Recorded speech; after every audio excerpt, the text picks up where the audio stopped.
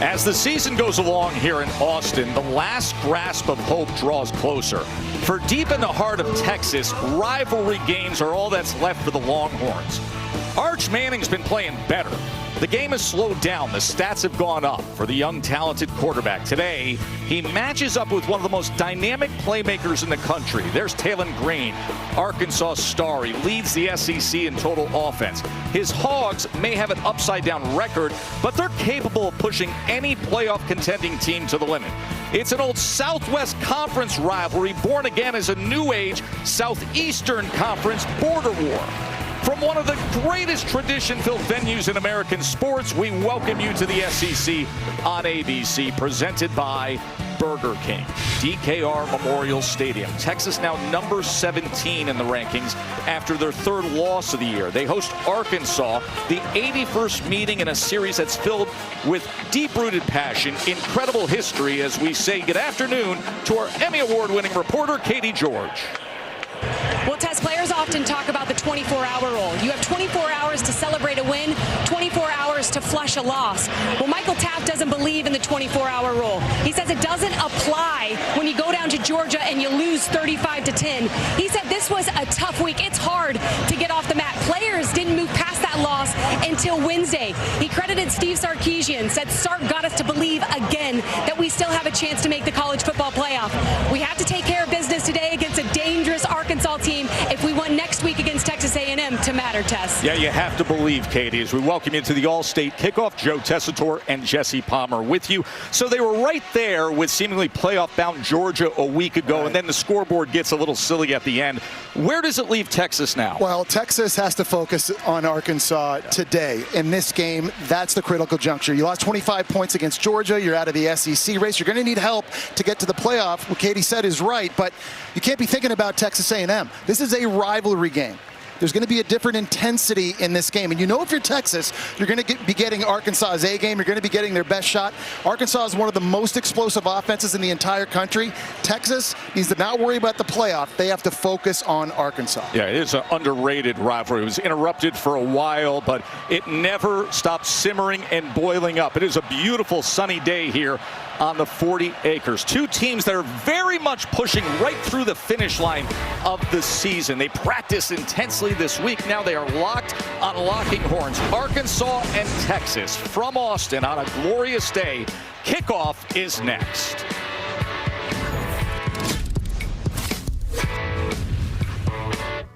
Steer, 2,100 pounds of pure power in college football pageantry. Take in the scene, the grand arrival of the Longhorns. Of course, opened up the season at Ohio State when Arch was just growing into it all. Now playing all these tough teams down the stretch. It'll be Texas A&M a week from now, but the rivalry game in front of them with Arkansas.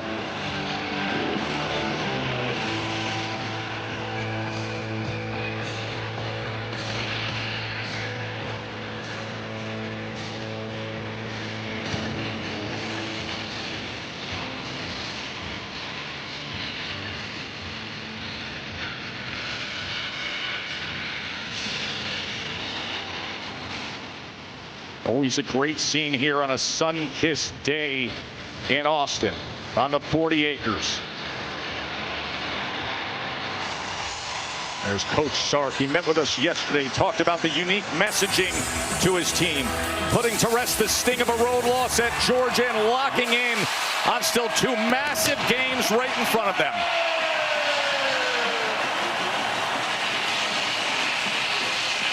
Joe and Jesse with you for this SEC Saturday. There was so much attention, of course, Jesse, and criticism put on Arch Manning early in the year. Well, for those who doubted him, look at him now and the way he's playing to expectations in our all-state spotlight. Yeah, I think Arch has played a lot better in his last 7 games. I think mechanically he's been a lot more sound, but I think he's also doing a better job of looking for checkdowns and underneath throws. This play against the Gators, 3rd and long, everybody covered downfield.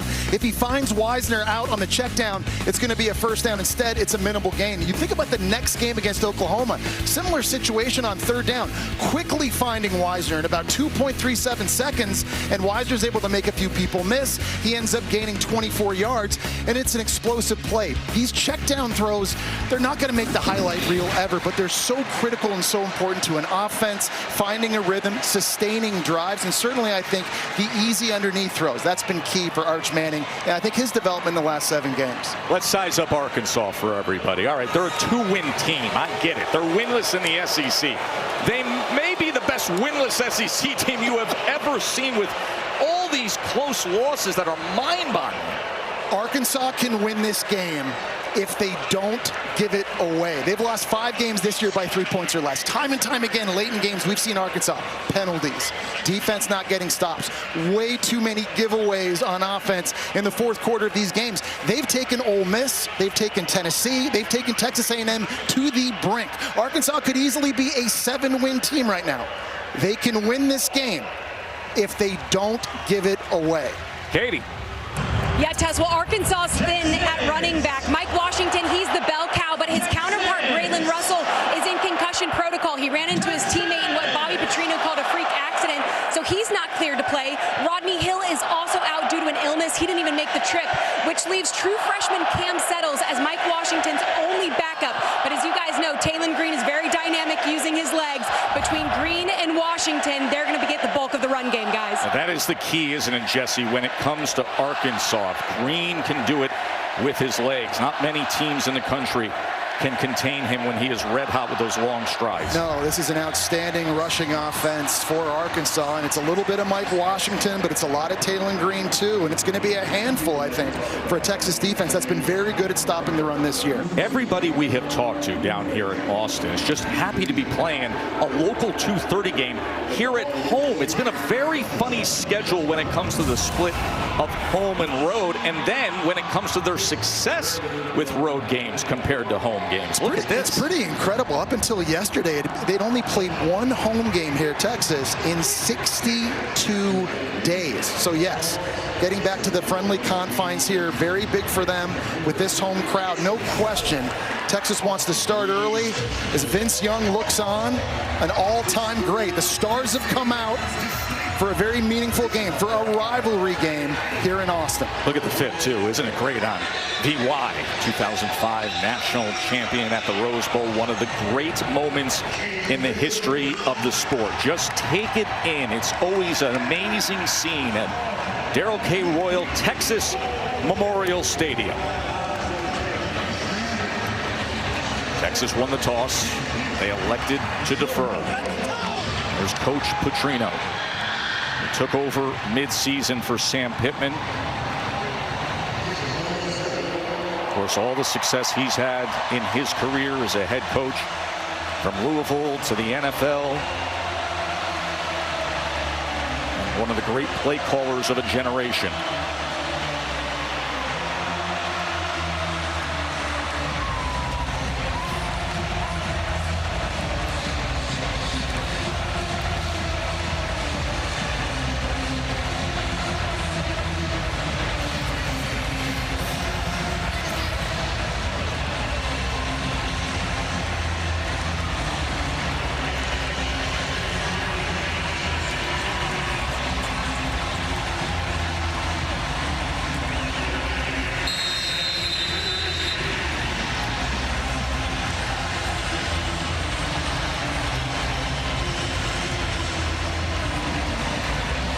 How does Texas bounce back? As we will get the answer underway here in Austin. Well, when it comes to this Arkansas offense, Jesse, it's all about the explosive plays. Yeah, statistically, Joe, they are the most explosive offense in the entire country. They're very balanced. They can do it running. They can do it throwing. They've got the ultimate dual-threat quarterback in Taylon Green, but it's not just running back and quarterback. They're loaded at receiver, at tight end, and you were talking about Bobby Petrino a moment ago as an offensive mind. So good at getting playmakers the football in space. Texas's defense is going to have their hands full today. See Mike Washington, the featured back. Remember, they are thin there, as Katie told us. Braylon Russell, Rodney Hill, both out today. Key backups. Washington will take it, and look at Mike Washington. Mike Washington finally run down by Michael Taft, and what a start to the day for the Hawks. You want explosive plays, play number one. Well, Texas is playing this game without starting middle linebacker Anthony Hill. They got Trey Moore in his place, and he's going to get ISO blocked by the fullback Maddox Lassiter, and that springs Mike Washington. He's 6'2", 230, Joe. A big physical back that's going to have a big workload today, but he also has tons of speed. You can't start the game any better if you're Arkansas. 41-yard run on the first play of the game.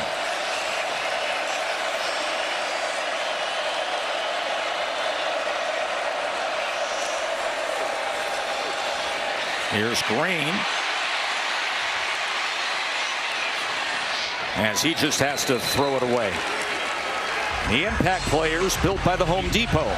Well, you saw Mike Washington on the very first play. Big one for Arkansas. Raylan Sharp at receiver's really been coming on these last 3 games. Colin Simmons, one of the best pass rushers in the entire country for Texas. And Ty Anthony Smith has been making a lot of plays in recent weeks. Without Anthony Hill in this game, Smith is going to really have to step up.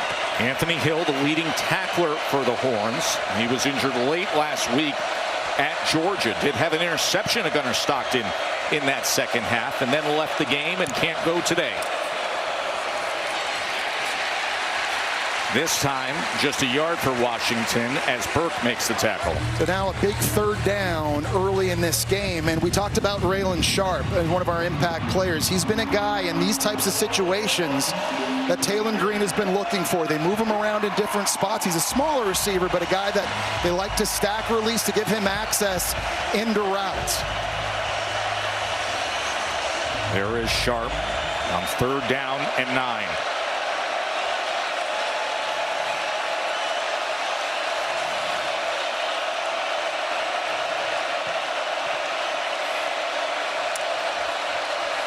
Third and 9. Green being chased back by Simmons, escapes him, turns the corner, and then tries to throw the ball away. It was Trey Moore who undercut him. Well, it was Ethan Burke who got the pressure initially, number 91. He's coming from over here. He's going to slant inside, and that's going to force Taylen Green to have to move out to his left. Nice job against one of the more mobile quarterbacks in this conference of Texas up front, getting pressure with stunts and twists and disrupting the timing there of Green. Well, the Texan native, Scott Starzik, the true freshman who was the #1 kicking recruit in the country, comes out for a 51-yard attempt.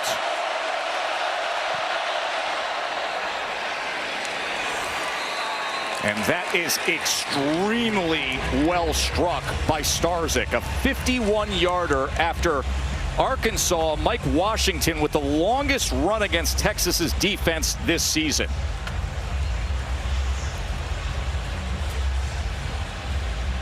We got a great offensive matchup in terms of minds. You've been talking about Bobby Petrino. Steve Sarkisian, one of the most creative minds in the country as well. This is the first play against Vanderbilt a few weeks ago. Wingo in motion. No one travels with him, so right away Manning knows it's zone coverage. They run it perfectly into the blitz. A couple nice blocks downfield. Wingo makes the miss, and it's a 75-yard touchdown. The very next play, you got Ryan Niblett on a jet sweep. Everybody going to the left. No, it's a reverse back to Livingston. Passes it back to Manning. You've got 5 offensive linemen and a tight end out in front of Niblett for another explosive play. The misdirection, the creativity, the motions really makes trying to handle this Texas offense so difficult. And Bobby Petrino certainly all week long has been telling his defense, guys, we got to have great eye discipline in this game. I was listening in on a conversation you were having with Coach Sark down on the field just before kickoff, discussing the possibility of Ryan Wingo and getting the ball into his hands early on here. Here is Niblett on the return. He's a dangerous return man, but that's excellent kickoff coverage. So Arch Manning, the story, if you haven't been following, you left off early. It's the last 3 games, averaging over 300 passing yards per game. Yeah, and Joe, he's got a lot of things you can't coach. He's 6'4". He's got tremendous arm talent. He's very, very athletic, but the game is slowing down to him now entering game 11. this season, doing a better job throwing the checkdowns. He's also been able to get off to fast starts in recent weeks, and I think that's going to be a real key here for Texas. Playing back at home again, finally, an opportunity to see some momentum. We had a great visit with him yesterday. He's very aware of his growth as the season has gone along and why it has happened. And immediately, it is indeed Wingo. And Wingo takes it ahead for a gain of 9 yards, just like Sark said to you. It's the 4th straight game he's going to do this. I was watching film, and I'm like, against Mississippi State, he got the first touch, went 60 yards. Vandy, he went 75. He threw it to him against Georgia. He tripped himself, otherwise he might have scored, and they're doing it again. And quickly out to Mosley. Mosley has been a nice addition to this team. We take a look now at Texas's and Arkansas's impact players, brought to you by the Home Depot. And for Texas, Ryan Wingo, you saw him on the first catch. Mosley, you saw him on the second catch. For Arkansas, Quincy Rowe has been their most consistent defensive player. And Xavier Sorry now playing more on the line of scrimmage, rushing the passer. He's got to be big. 16-yard reception by Mosley, as we saw Jordan Young getting a little anxious on the Hogs' defensive side. Well, he wasn't just offside. He was about 4 yards offside.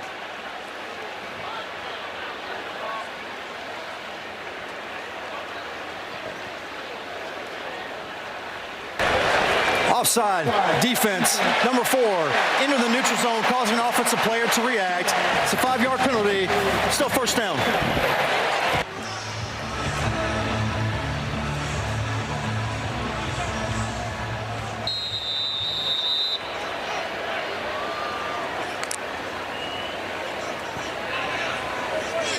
So 1st and 5 after the penalty.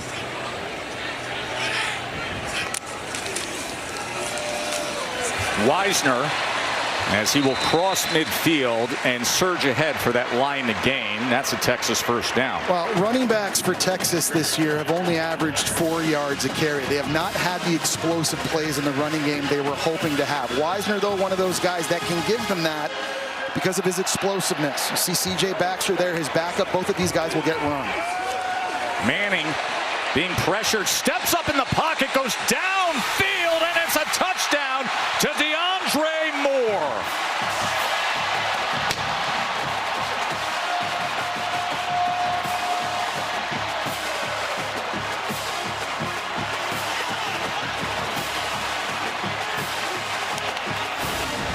Well, the very first play, they threw a swing right out to Wingo.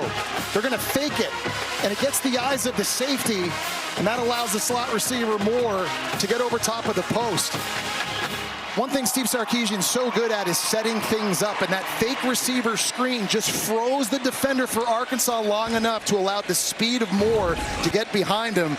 And a beautifully accurate throw by Manning. Now our man McStats to our left says, you know, Texas has now scored on their last 4 opening drives. In their first 7 games, they only scored on 1 opening drive. Things are different with Arch Manning and this offense, as Mason Shipley added the extra point, and DeAndre Moore had the glory play, the 46-yard touchdown reception, 7-3 Horns.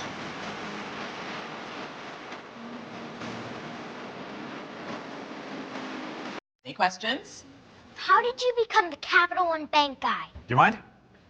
I've always been passionate about no fees or minimums on checking accounts. How do I get your job? Hard work, I dedication. met the Capital One Bank guy. It's like Mr. Jeter said, hard work and dedication. What's been the highlight of your career? And that have to be Bank guy.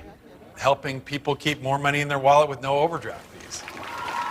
Aren't you in the Hall of Fame? And didn't you live in space? What's in your wallet? This ballroom is officially on fire! Dancing with the Stars, the finale, live Tuesday on ABC and Disney+. Oh, look at a fire-up crowd on the AT&T Connected Cam here at DKR Texas Memorial Stadium, where DeAndre Moore just had the 46-yard touchdown reception. Arch Manning, we mentioned how well he's been playing as the season goes on. He was 3 for 3 on that opening drive for Texas, 71 yards, and he didn't face a 3rd down, and then had the big strike where he stepped up in the pocket and looked downfield to Moore. Tess Jesse, Arkansas O-line coach Eric Mateos told his position group between series, ID 14. Where is 14 Brad Spence? If he's in the box, the high rush is coming on the right. They're trying to flush our quarterback to the left. We got to be ready for it. Yeah, Katie, Brad Spence is a key player for Texas's defense. He's an Arkansas transfer, by the way, but a very athletic D lineman at 6'2", 241 pounds. And that's the guy that Texas likes to use on third downs to spy athletic quarterbacks. And you saw on that last third down what their coach was talking about, affecting Taylen Green, forcing him to run the opposite way that he wanted to.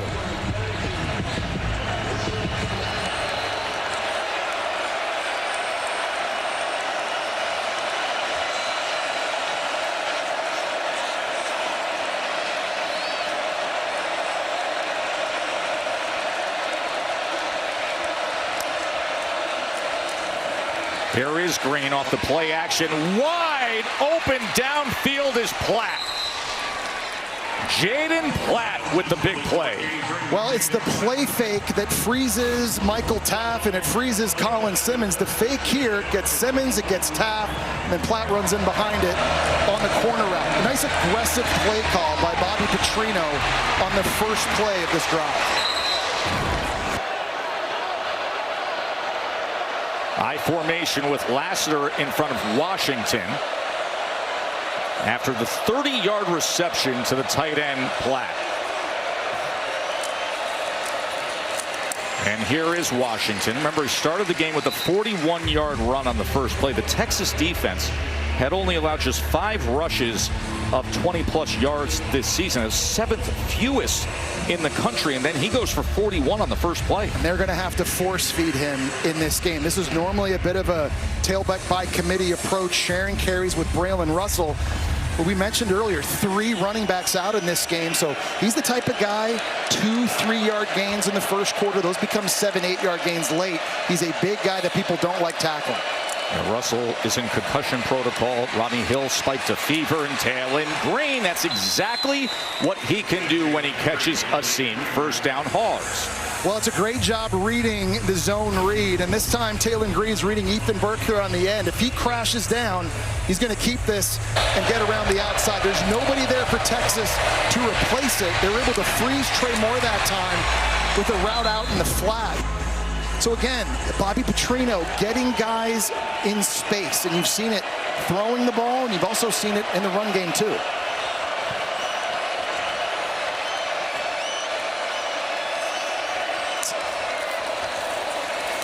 Washington testing that right side as he gets a good push at the end there from his right tackle Harris. Okay, so Joe, situationally, this is where Arkansas has to be good. They were not good against LSU in their last game. When they got down in close to the red zone, they turned it over 3 times. They're normally one of the best red zone offenses in the country. They score touchdowns on 76% of their red zone possessions, 6th best in the nation, but you can't turn it over. You've got to come away with points when you get into this area of the field. That was a game against LSU when they led by 2 touchdowns. And they lost it 23-22. Here's 2nd and 5. Green with time gets it out quickly as he goes over to the near sideline to Sharp. Yeah, really nice job that time by Raylan Sharp fighting back and getting to the football. He's a little guy at 5'9", only 169 pounds. He's isolated out on a one-on-one route against Malik Muhammad, the best corner that Texas has. It's a low throw. He's able to get down low and see if he gets his hands underneath that. He's ruled a catch on the field. It looks like they may take a look at that again.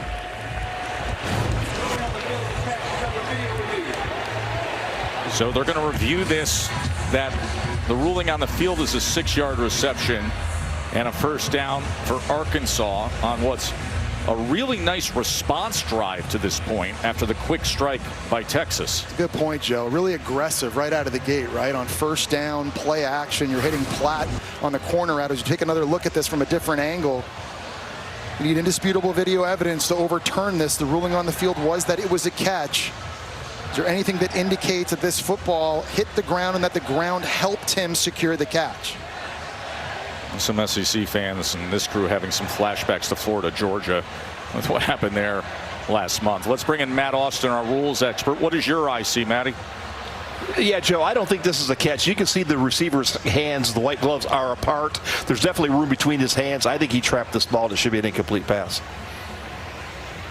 We will see if review goes that way and overturns what is right now a 6-yard reception for Sharp and a first down for Arkansas. Well, and it's a big deal, too, because if this does get overturned, it's going to set up 3rd and long down here in the red zone versus what would be a first down for Arkansas here. Both of these offenses so far kind of going back and forth in this game. Well, that's been the Arkansas season, right? They're one of 9 teams in the country that scores and allows 30 points per game this season. It's incredible the year that they've gone through. After video review, it is an incomplete pass. It'll be 3rd down at the 18.5-yard line. All right, so now this sets them back into 3rd down. And this is a situation Texas's defense knows that Taylon Green's legs can become a factor, whether it's a designed run or a scramble.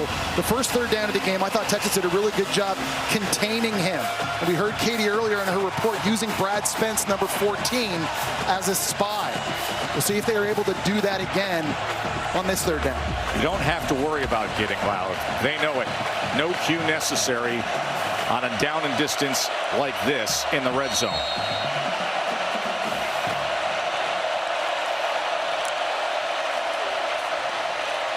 He shuffles it ahead to his tight end Jones, who's going to be about 1.5 yards, maybe 2 yards shy of that line of game.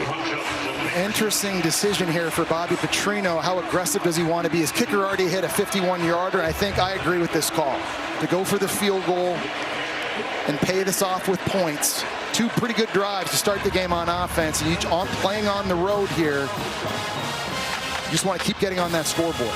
A week ago, Starzyk at LSU, he missed from 48 yards on Arkansas's final drive. They lost by 1. Today, off to a much better start. Hit from 51. This from 33. And he strikes it well again. And Arkansas responds. 1-point game here in Austin. One of the great games of all time. These fans hate Texas more than they even like themselves. Well, we're moments away now from a renewal of a great rivalry.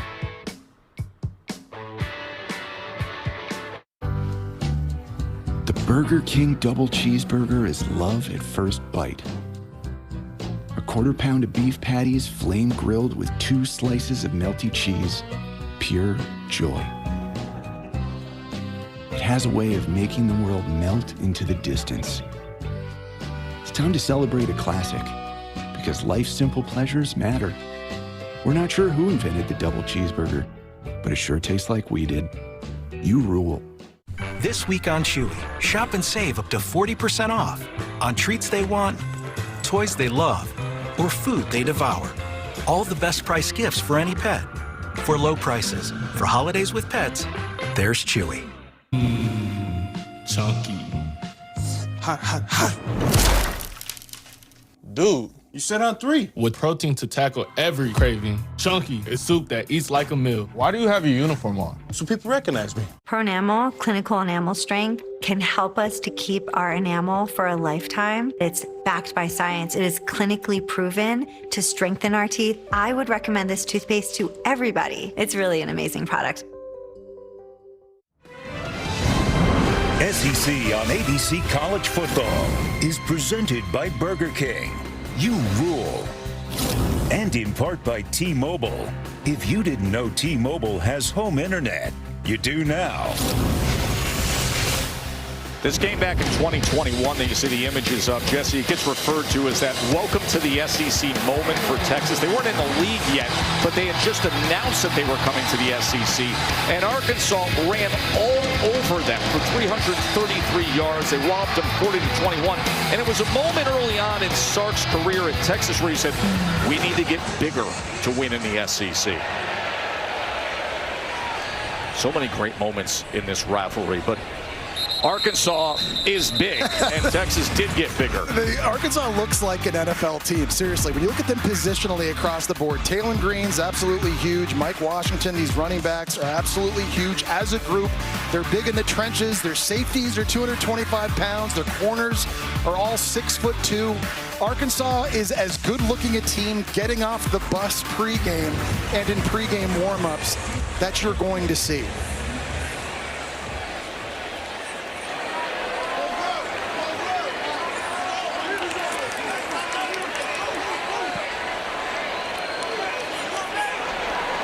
Arch was 3 for 3 on their first drive with the touchdown strike to Moore. Wisner patiently looking for something. He works his way back to the line of scrimmage.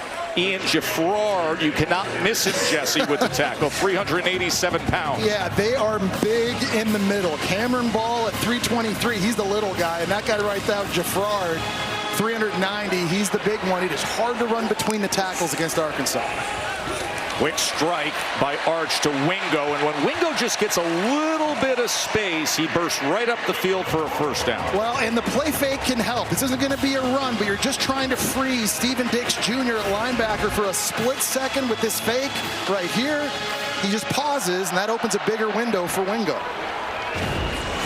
15 yards on the Manning to Wingo catch.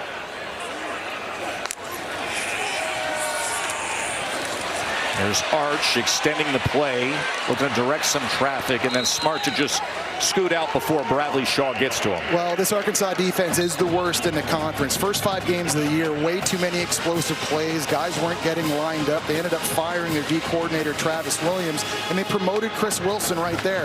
I think he's done a pretty good job since of just trying to simplify things. They're very, very conservative on defense. You don't see a lot of crazy blitzes. He just wants his guys to line up and play fast with confidence. Chris Wilson, who was Sark's defensive line coach at USC all those years ago. C.J. Baxter takes it ahead. So a guy to keep an eye on for Arkansas's defense is number 10, Xavier Sorey. He's their most athletic player. He's their most versatile player. Most of his career is out of the game now, was at linebacker, but in the last 3 games, they've been putting him up on the line of scrimmage, letting him rush the passer. Find out from Katie later what the deal is with Sorey, but he's a guy they need to have on the field because they're a different defense when number 10's getting after the quarterback. Their leading tackler, not on the field right now, 3rd down and 5. Manning. That is 5 straight completions to open the game as Emmett Mosley continues to impress as the season goes along. It's a really nice pocket that time. And Cole Hudson here at right guard, he sees the blitz coming this way, and Manning has a chance to survey the entire field and deliver a strike over the middle to Emmett Mosley. Now already his 2nd catch in this game. Yeah, 5 completions in a row now for Manning. That is his season high.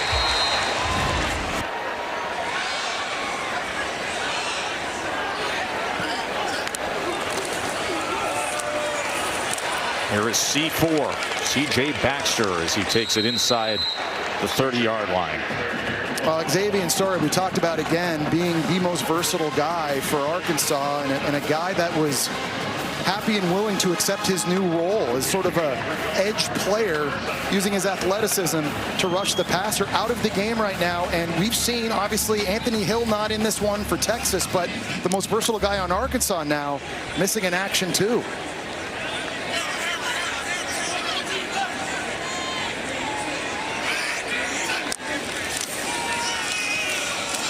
Baxter, as he works his way inside the 25, and he was tackled by Saili.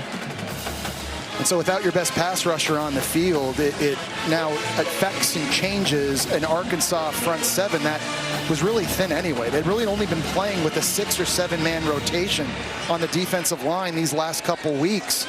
Who now can step up and be that alpha pass rusher in this type of situation? So Philip Lee lining up on the edge on 3rd and 4 for Manning and the Horns. Again, a completion. This is Andres, his outstanding tight end, and Manning is 6 for 6 to start the game. And again, a really nice pocket. This time only a 3-man rush, easily picked up by everybody here for Manning to just step in and throw. He's got this all day, and Nice job by the Cal transfer at tight end, finding the soft spot in the zone and making it an easy pitch and catch. Andrees with the 14-yard reception. It's 1st and goal. That's the career high. He starts the game 6 for 6. Baxter changes direction and works his way just inside the 5-yard line. And this is an area of the field where Arch Manning becomes more of a factor on zone reads and running the football as well. This offensive line has not been great at the point of attack in the run game, particularly down in the red zone close to the goal line this season. But Steve Sarkisian, time and time again, has not been afraid to dial up number 16, carrying the football himself. Big, strong runner at 6'4", 220 pounds. And a timeout is going to be used by Texas. In the midst of this 9-play drive that's now inside the 5-yard line. 2nd and goal when we come back to Austin. Bring it in, Old Dominion. We know that it takes hard work to be the best in the game. It starts up front with protection, making sure the freight arrives safe and damage-free. Then we work as a team, packing every shipment and running every route with precision. And we always manage the clock to be on time every time, so that every drive is a scoring drive. 1, 2, 3, OD! Now that's the best in the game. No playoff needed. Old Dominion Freight Line, proud sponsor of college athletics.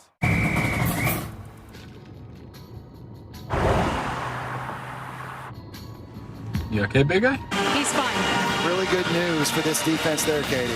Remember, he was one of the biggest recruits in the country to Georgia. Played 3 years there. Didn't get on the field much, but he has blossomed at Arkansas.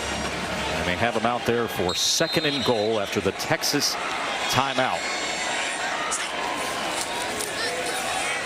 Here goes the trick play, and it's right into the hands of Arch Manning. It was Parker Livingston with the touchdown pass to his good buddy, Arch.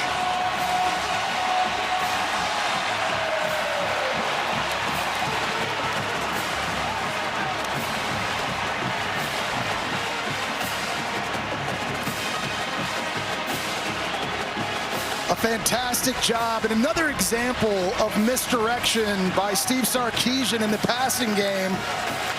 Jet sweep to a reverse throwback to the quarterback, and Arkansas completely lost track of Arch Manning in the end zone.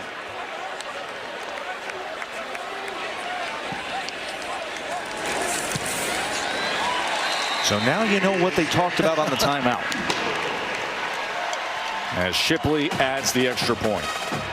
Well, the guy you got to keep your eye on, obviously, is the quarterback right here in Arch Manning, but you're going to get a jet this way, a reverse this way, and nobody has their eye on the QB. This is a perfect place in the field to run this as well. You see Sorry there, number 10. He realized a little bit too late. Uh-oh. But let the quarterback get behind my eyes. Some trickeration early. We saw a touchdown pass at DeAndre Moore on a fake receiver screen before hitting the post. And now they dial up the trick play down in the red zone as you take a look here from the progressive pylon cam. Nice little job of Arch Manning going up and climbing the ladder.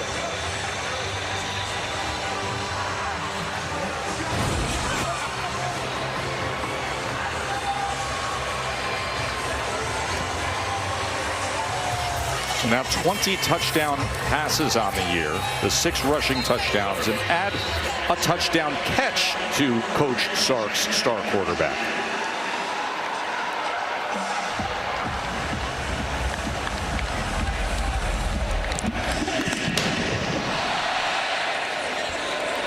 Shanks will let it go over his head. 14-6 Texas. What a start to the day for Arch Manning, Jesse. Yeah, Joe, he's in rhythm right now. Ball hasn't hit the ground yet. First play of the game. We knew they were going to throw it to Wingo. And the very next play, he spit it out to Emmett Mosley on a slant. Nice job with play action. Finding Wingo over the ball. Nice in route to Mosley as well. It's been quick throws, intermediate throws, and a nice job here stepping up in the pocket after faking the wide receiver screen. Allows DeAndre Moore to get behind the defense. And then, well, if you're throwing it so well, let's let someone else do it and throw it to you in the end zone. It's been all Arch Manning offensively for Texas. And that 6'4" frame paid off there on that reception as well.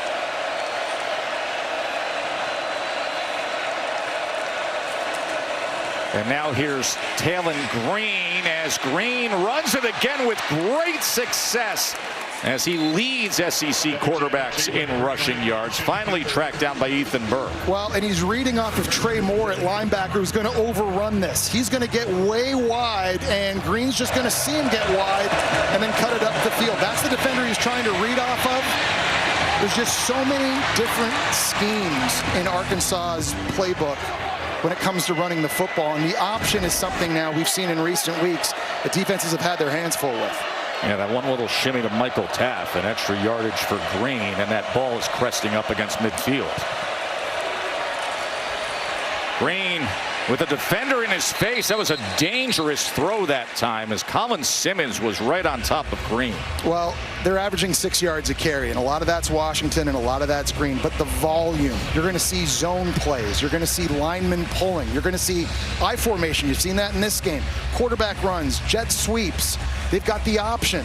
So many different things and schemes that you've got to plan for if you're Texas on defense. I think it's the variety sometimes that keeps defenses on their heels trying to stop this rushing attack.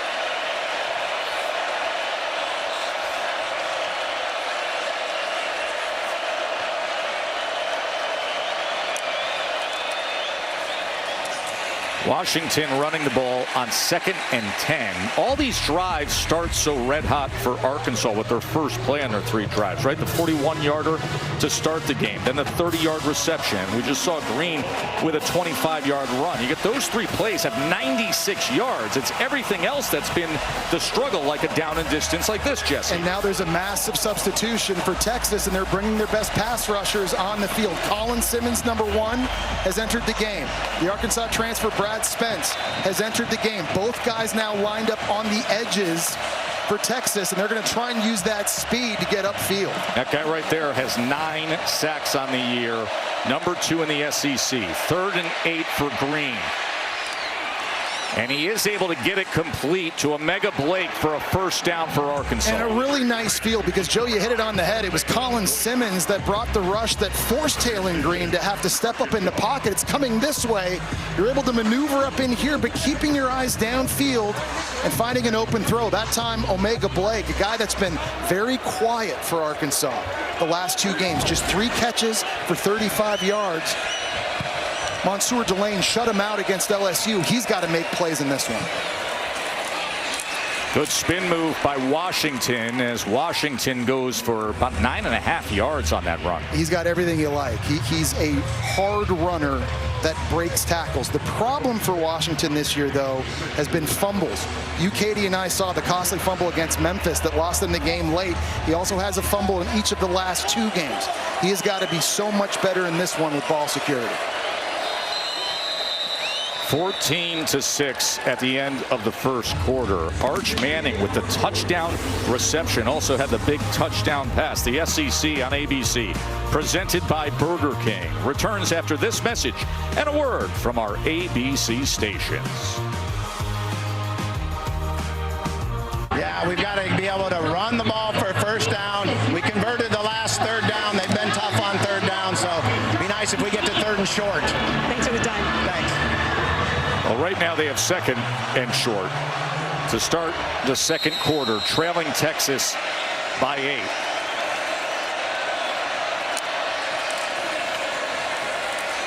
As Washington will have the first down. We had a discussion with Petrino yesterday about, you're sitting here with a team that's winless in the SEC but has played really well in competitive games until they turn the ball over late. And he said to us, listen, the attitude of the players is not an issue. The effort's not an issue.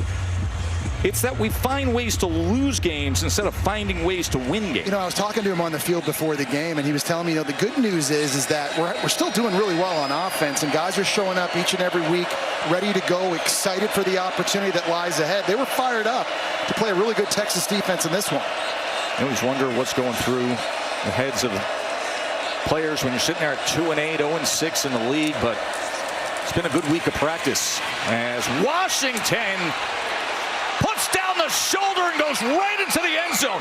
He just trucked Michael Taft.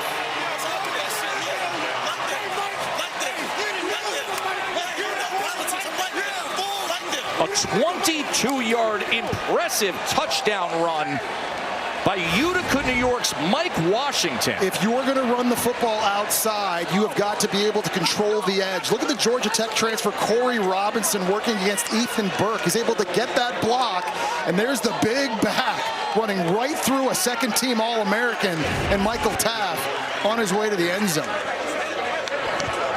Intercontinental or heavyweight championship belt, Joe. Man. And we're a week away from a Survivor Series on ESPN, but he's ready for it right now. Washington just went over 1,000 yards for the season with that run. Katie. Well, Tess, Michael Taft told me earlier in the week, Mike Washington is a stud. He said Washington kind of looks like Adrian Peterson in the way he drives the ball. He's got great cuts, great vision. He's a load to stop. And Michael Taft just found that out firsthand, guys.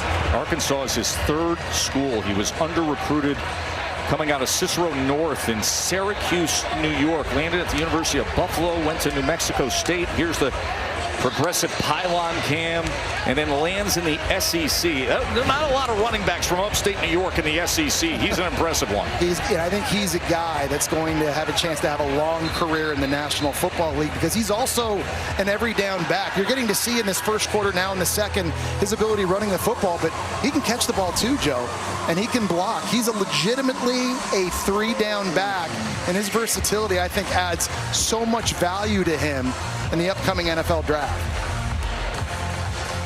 Boy, and do they need him to have a big day. They are thinned out at running back, but we talk about the explosive plays of Arkansas. 11.8 per game. That's the most in major college football, and they've already had a few big ones today against number 17 Texas. That's holding on to hope that somehow down the stretch here they can make their way into the college football playoff.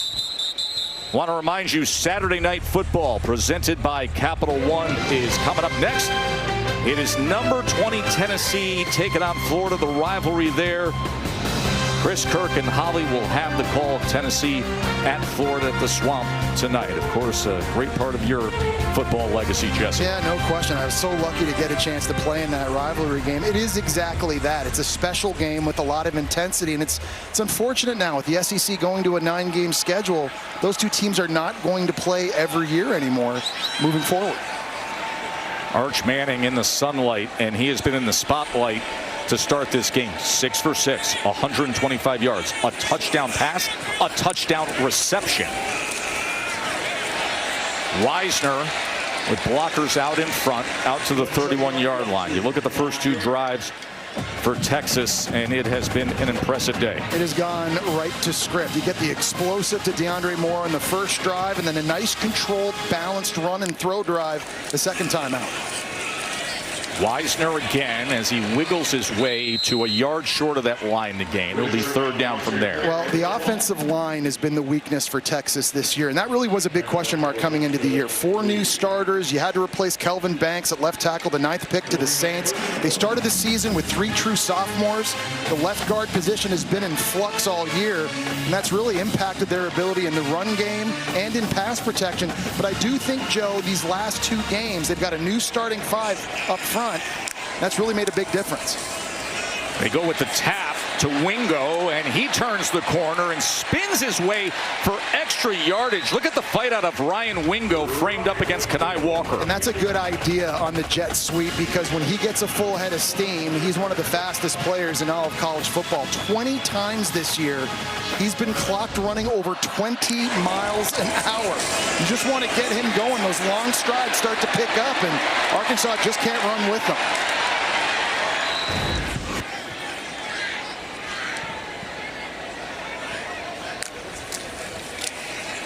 Arch turns around. Looked like he was trying to set up the screen, but he just burns it because Wisner wasn't anywhere to be found. Katie? Well, Tess, Jesse, to your all's point, Sarkisian believes this offensive line unit is the best combination that they have. Arch Manning says he really enjoys having both Connor Robertson and Cole Hudson in the game at the same time. Manning said he's super close to those two guys. Their chemistry off the field has certainly led to continuity on it, guys. Yeah, Katie, Hudson started the year at center, got hurt against Oklahoma. When he came back in the lineup, they moved him to left guard. His backup center, Robertson's been playing really well, and it's paying off. Made a big difference. Arch was talking about that this week. Here's a shot downfield, wide Wide open is Livingston. A touchdown catch for the guy who threw a touchdown pass. Parker Livingston.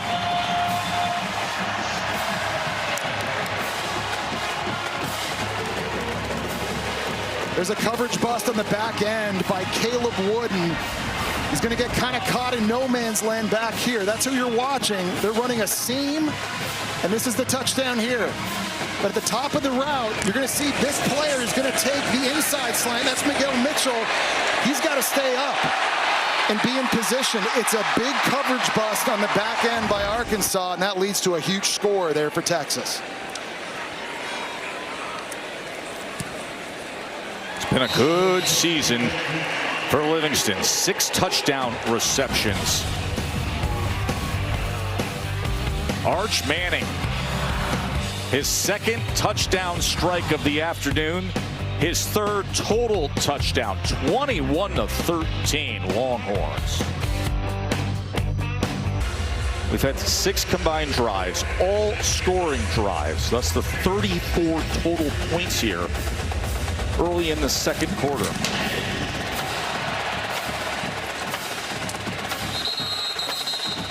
High-speed highlights are brought to you by T-Mobile 5G home internet. Colin Simmons is the best pass rusher for Texas. Hard to block him one-on-one with a tackle. He gets home against Kentucky in 2.23 seconds. It's even harder to use a slower guard pulling, as Vandy found out. He just rips around that edge and makes the play in 1.7 seconds. His athleticism, though, allows him to play both in the zone read game. Diego Pavia here is reading him, and that body language tells Pavia, I'm keeping this. But look how quickly he's able to change direction and close. He's a very unique talent playing the defensive end position. Led all freshmen a year ago with 9 sacks. Already has 9 on the season this year. As good a pure pass rusher as Texas has seen in a long time. Green, as he goes to Mike Washington, who makes it to the 30-yard line. Well, we talked a lot about Arch Manning in this one, but don't forget about Taylon Green. He's one of the better dual-threat quarterbacks in the country. 6'6", can see the field. He can make all the throws, but he's going to hurt you running the ball as well. On design runs, as we've already seen in this game, and on scrambles, too. He's playing with more confidence. This is year 2 in Petrino's offense. The problem, Joe, has been turnovers. 10 giveaways, 10 interceptions. He's got to do a better job in this one, making good decisions. Already has 2 runs for 43 yards in this game. Washington again, and it's a first down, Hogs. You know, we brought this up earlier of how they've been starting off drives. That's not a good sign for Arkansas when we talked about how thinned out they are at running back. Remember, Braylon Russell, who's their big back, but he gets in to the mix on regular down and distance. He is in concussion protocol. He was injured last week in practice. And then Rodney Hill spiked a fever a few weeks ago. So they're thin at running back. We'll take a short break.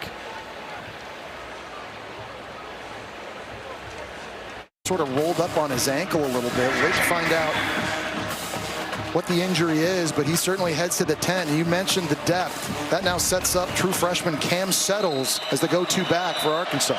They are thinned out. Cam Settles is now the lone option. They're trying to redshirt the other true freshman, Batten. First down, and somehow Green gets it downfield to Raylan Sharp. Well, it was a great job by Green holding on to the very last second. He had to kind of negotiate Trey Moore, who was jumping up right in front of him. I don't know if Raylan Sharp got a foot down. He climbs the ladder. They're saying incomplete. Yeah, I think he's out of bounds.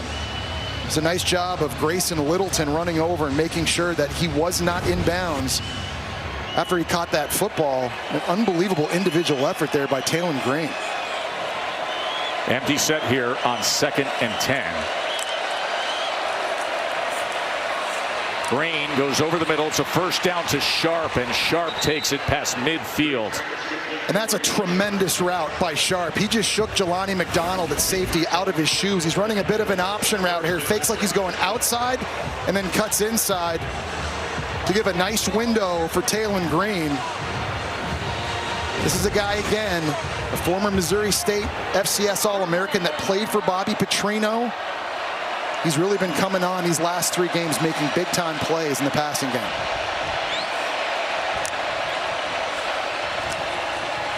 Green. That is incomplete. He was looking for a Mega Blake. Well, without Mike Washington in the game now, Bobby Petrino, question, how often are you going to be running it on first down? How much of the scheme does Cam Settles, a true freshman, really know? What can you do? How much does this now condense the playbook if you're Bobby Petrino, being down to a very talented but very inexperienced running back now? Cam Settles had one rush against Alabama A&M and one rush last week against LSU. He has 6 yards on the season, and he is now their running back.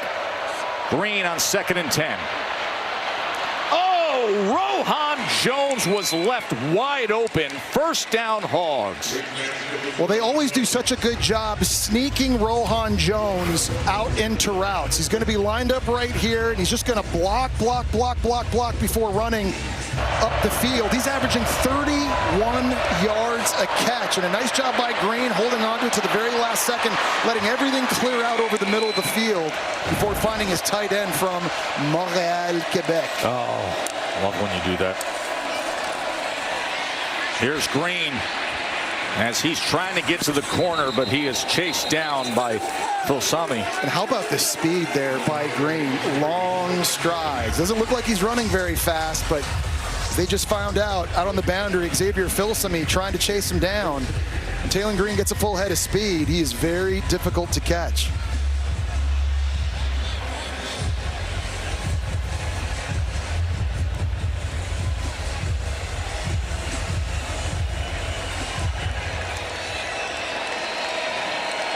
Mike Washington is back out on the field.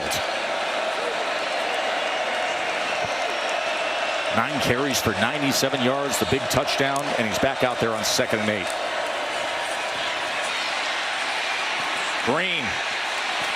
He didn't have any options at all, and Michael Taft ended up with the tackle.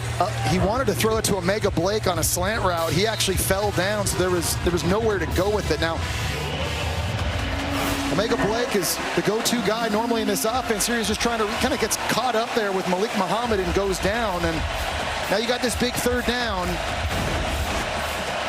This is an area down in the red zone where if Taylor Green, if nothing's open and you see a crease, you see a lane, there's bad pass rush integrity by Texas, you can take off.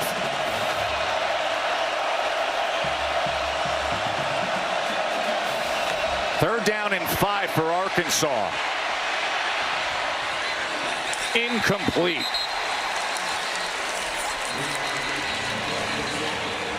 LaFau was chasing Taylor Green. And a big decision now for Bobby Petrino because Texas is just scoring touchdowns. Defense. Goal. Number 24. Half the distance to the goal. Automatic first down. A late flag, and it is defensive holding. So Arkansas is bailed out with an automatic first down. That's on Warren Roberson. Yeah, and that came away from the throw all the way to the other side of the field. He was working one-on-one with Courtney Crutchfield. Crutchfield tried to break inside, and Roberson just bear hugged him. And that's where the play was. Not even close to where the action was on that play. Big penalty, big mistake for Texas. You see it up here. Taylor Green was never looking that way, but the contact draws the flag, and now a fresh set of downs for Arkansas. Bobby Petrino wants a timeout badly. And you could see Taylor Green turning his head, looking formationally at Lassiter and Washington. And Bobby Petrino not happy at all. First down and goal. After the penalty, the defensive holding. You see Bobby Petrino in a spot like this. And, we brought it up earlier. It is difficult to sit here on a season when you're 2-8.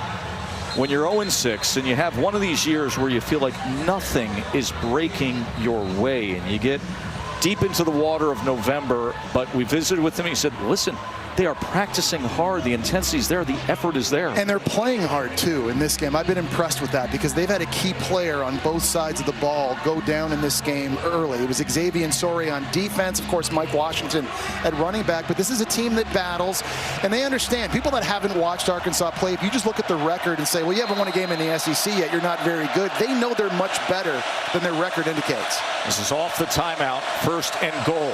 Green He quickly gets it out to Lassiter, the fullback.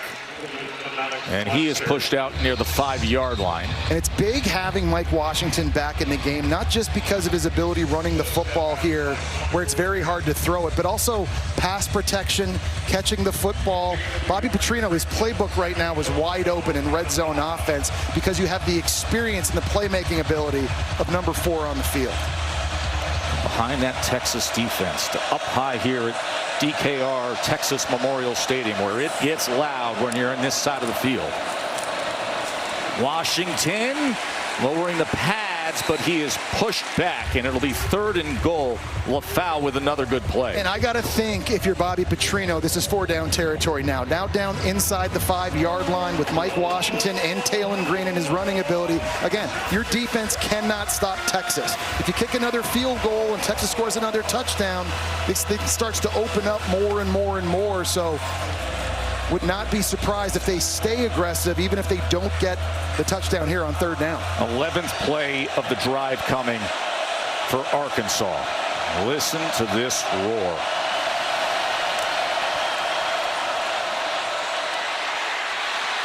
Taylen Green weaves his way into the end zone.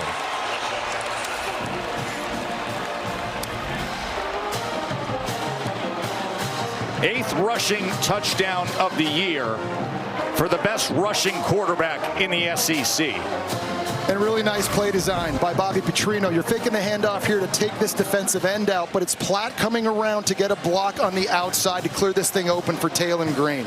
A lead blocker. And his legs become a big factor. We talked about what makes him the true dual threat. It's not just throwing it, but it's running it too on scrambles and on designs, and that was a big-time answer for Arkansas's offense. Well, we mentioned it earlier. One of the 9 teams in major college football that scores and allows 30 points per game this year. And it's that kind of game we have here in Austin. It's already 21-20.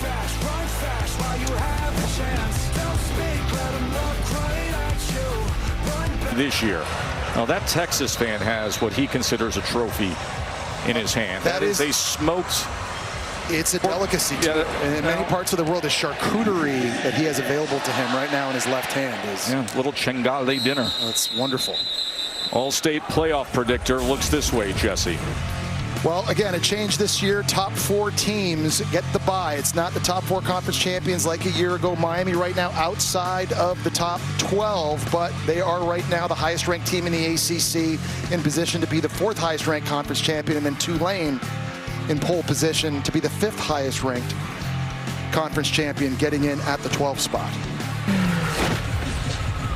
Arch Manning back to business after he started the day 7 for 7. The 2 touchdown passes, the touchdown reception. But Taylen Green and the Hogs offense, they've been there matching. C.J. Baxter probing the middle of that line as he's tackled by Saili. Well, that's a big play, too, for Texas. Just trying to keep 3rd downs manageable. You have to find ways to have success on 1st and 2nd, whether it's running the ball or whether it's short throws. 3rd and long has been the problem for Texas this year.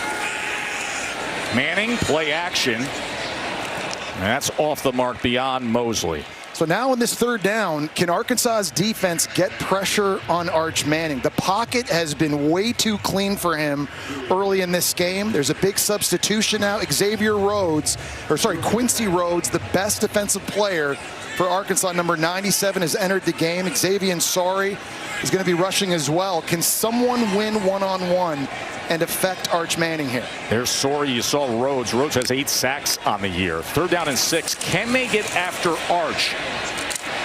And it should have been complete to Mosley, but it goes incomplete. They were charging in on Arch Manning, but Mosley should have secured that. Well, it's a really good job by Julian Neal, the Fresno State transfer at corner right there, 23, breaking on this ball and forcing the incompletion. This secondary, Joe, has had issues all season long. Julian Neal, though, has been the most consistent. He's been their biggest playmaker on the back end, and he comes up with a huge one now, finally forcing a punt. Is this our first punt of the game? Yeah, it's our first 3 and out, our first punt of the game. What is a punt? So say hello to Jack Bowmeister, the big Australian. Cam Shanks is Good return man, but he doesn't get an opportunity as that is outside the numbers. A reminder that the college football playoff top 25 rankings comes your way Tuesday, 7 o'clock on ESPN. They will project the 12-team field. They will reveal the new rankings. Of course, Texas took a tumble after the loss to Georgia. They sit here now at number 17. And as we watch this game unfold now, Arkansas with the ball back after forcing the 3 and out. And what do we say in the open? They can win this game if they don't give it away. No turnovers. They've been good with penalties so far. Offensively, they're in this thing. And their defense just delivered the first 3 and out of the game. Green, as he looks to check down to Mike Washington, who just curls up at the line of scrimmage as Simmons was applying pressure. Well, I think Texas now is trying to find some creative ways to get after him, and Colin Simmons that time came on a big stunt, started from the left, looped all the way around to the inside. They're not just going to rush upfield with speed, but you got to try and confuse this offensive line from Arkansas. They are big and they are physical, and it's hard to get off of them if they get their hands on you. So Alex January, Marad Watson in the middle, 2 big 300-pounders for that Texas defensive line, showing a 3-man front here on 2nd and 9. As Green keeps it and makes his way out to the 44-yard line. It'll be 3rd down from there. That's Michael Taft with the tackle. Great individual effort that time by Michael Taft, because Arkansas is going back to the zone read, and Taft's the one that's going to have to come replace the end when he crashes down on this inside handoff. And Taft's got to beat the big right tackle and Marion Harris, and he's able to do that. Now setting up 3rd down for Texas's defense.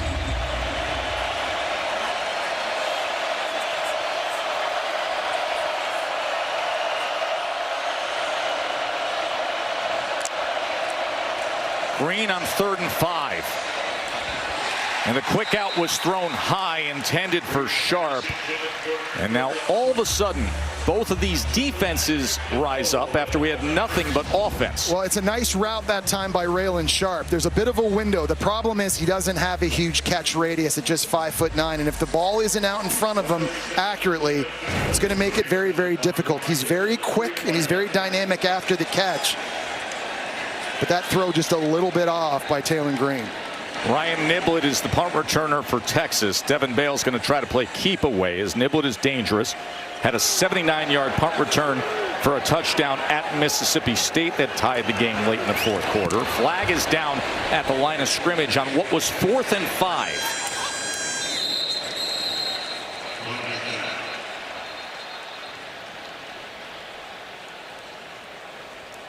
Kyle Olson is our referee. And there was some movement with Arkansas's punt unit. It might have been an illegal formation. Illegal formation, kicking team, 5 or more players in the backfield. That 5-yard penalty being enforced from the previous spot. Remains 4th down. Can't do that, not enough guys on the line. Well, we go back and take a recap of the scoring. It's been offensive just up and down the field. This is the opening drive. DeAndre Moore takes it in on the post. How about this trick play on a jet sweep reverse pass back to the quarterback inside the 5-yard line? Mike Washington just absolutely trucks Michael Taft on his way into the end zone for Arkansas. And then Arch answers back, a bit of a coverage bust on the back end, finds Parker Livingston on the deep shot, and then it was Taylor Green on 3rd down on a zone read keeper, and really it's been just back and forth, but the defense is now doing a much better job. Oh, man, that was close. As this bounces inside the 5, and DeAndre Moore is going to field it and take it out from there.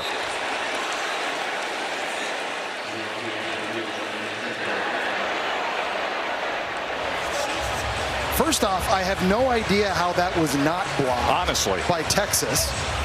And secondly, why is DeAndre Moore taking this thing out? The rush comes right up the middle of the field. He's able to get it off, and at this point, you know, I think if you're Texas, you're just like, just let that thing run into the end zone, let it go out for a touchback, and DeAndre Moore decides to try to get some extra real estate back, but a bad decision on special teams sets up Texas now in terrible field position. See him next to one of the best special teams coordinators in the country, Jeff Banks. Almost had to look as if DeAndre Moore may have thought it touched him for a moment there, and then he fields it. So now here's Arch from their own 8-yard line. Oh, that's batted back into the end zone, and smart to just knock it down. It was Danny Saili who was right in the face of Arch Manning. Well, Saili knocks this thing down, and it's probably a good thing for Texas, as I think Julian Neal at corner might have jumped this slant and maybe turned this thing into a defensive score. Saili, the transfer from BYU, 315 pounds. He's lost 50 pounds, had a bit of a body transformation, and a good heads-up play that time by Arch Manning just to knock that thing away. Yeah, you don't know that Quincy Rhodes or Saili himself weren't going to come down with that ball. So second down now for Manning from his own goal line. He's going to go for it. Incomplete, looking for Livingston, who had the 54-yard touchdown. Walker had coverage. And that's a catch Parker Livingston absolutely has to be able to make. At 6'4", he's going to get a shot with his hands on this first. He runs right by Kenai Walker. Got to catch it right there. He wasn't able to secure it, and that allowed Kenai Walker to help lodge this thing loose. You got to catch it the first time, bring it into your body, and a big missed opportunity. Jesse, this is a big opportunity for the Arkansas defense right now.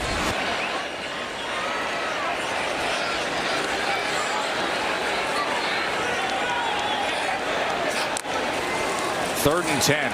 Arch, a yard into his own end zone, wants another deep shot, and it's incomplete. Looking for Wingo. So Texas, oh, there is a late flag. It's a flag down at the 31. It's going to be against Arkansas. Pass interference, defense, number 23. 15-yard penalty, automatic first down. Well, that's Julian Neal. He's running one-on-one with Ryan Wingo. Probably the fastest player on Texas's offense. It's down here. Just grabs his shoulder pad a little bit there by the collar, and that's enough. That's all the referee had to see. It didn't allow Wingo to separate. And a big third down with Arkansas. You mentioned, Joe, an opportunity to get off the field. That penalty now gives Texas a fresh set of downs. That is a field-flipping penalty, the DPI on Neal, as the defense wraps up Wisner after a gain of 1.5 yards, maybe 2. Stephen Dix on the tackle for the Hogs. Well, they're big on the D-line. They're big at linebacker, too. We talked about positionally the size that Arkansas has. Stephen Dix, 6'1", 250. And his running mate right there, number 7, Bradley Shaw, 6'1", 240. There's a lot of beef in the middle of that Arkansas D.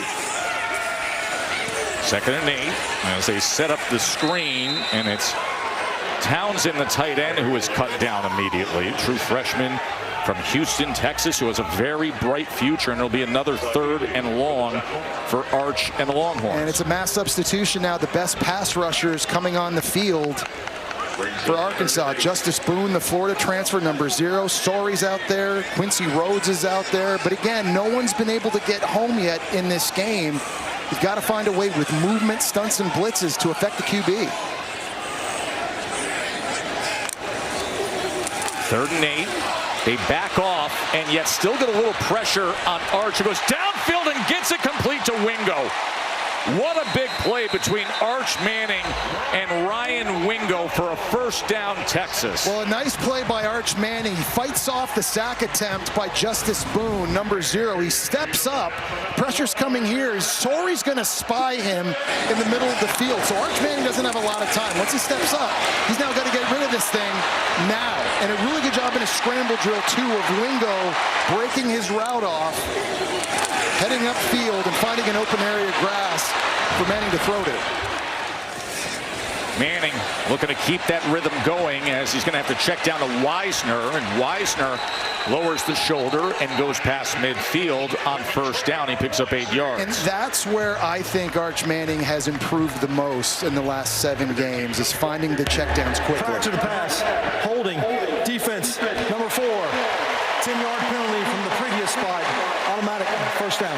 That's on the nickelback, Jordan Young. On this play, you're going to see Arch Manning step up in the pocket, and just watch how quickly he's looking this way and scanning, and then it's right over here. Get to this fast and just put the ball into the hands of a running back who's so good in the open field, who's going to be able to make somebody miss down the field. And there's the hold in the slot there by Jordan Young, number 4. He's trying to contain DeAndre Moore with a 46-yard touchdown to start this game. Wisner on first down as he was met, but then falls ahead forward. It was Kenai Walker who came in the run fit before Story cleans it up. It was Danny Saili that time that got some penetration. He beat Connor Robertson across his face and forced Wisner to have to bounce that thing outside. Texas all of a sudden, after the penalty on this drive, starting to find a little bit of rhythm as they march this thing into Arkansas territory. Coming up on the 2-minute timeout.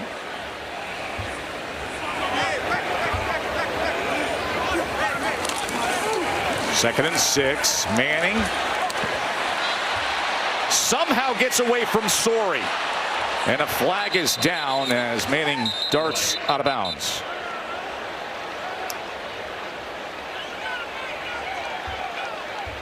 I don't know if the referee thought Story grabbed his face mask. Holding. Offense. Number 73. 10-yard penalty. Still second down. It's Brandon Baker, the right tackle, working against Justice Boone outside. It's going to be right here where the flag is. Manning wanted to go to the check down this time, but really good job by Arkansas covering the back out of the backfield there.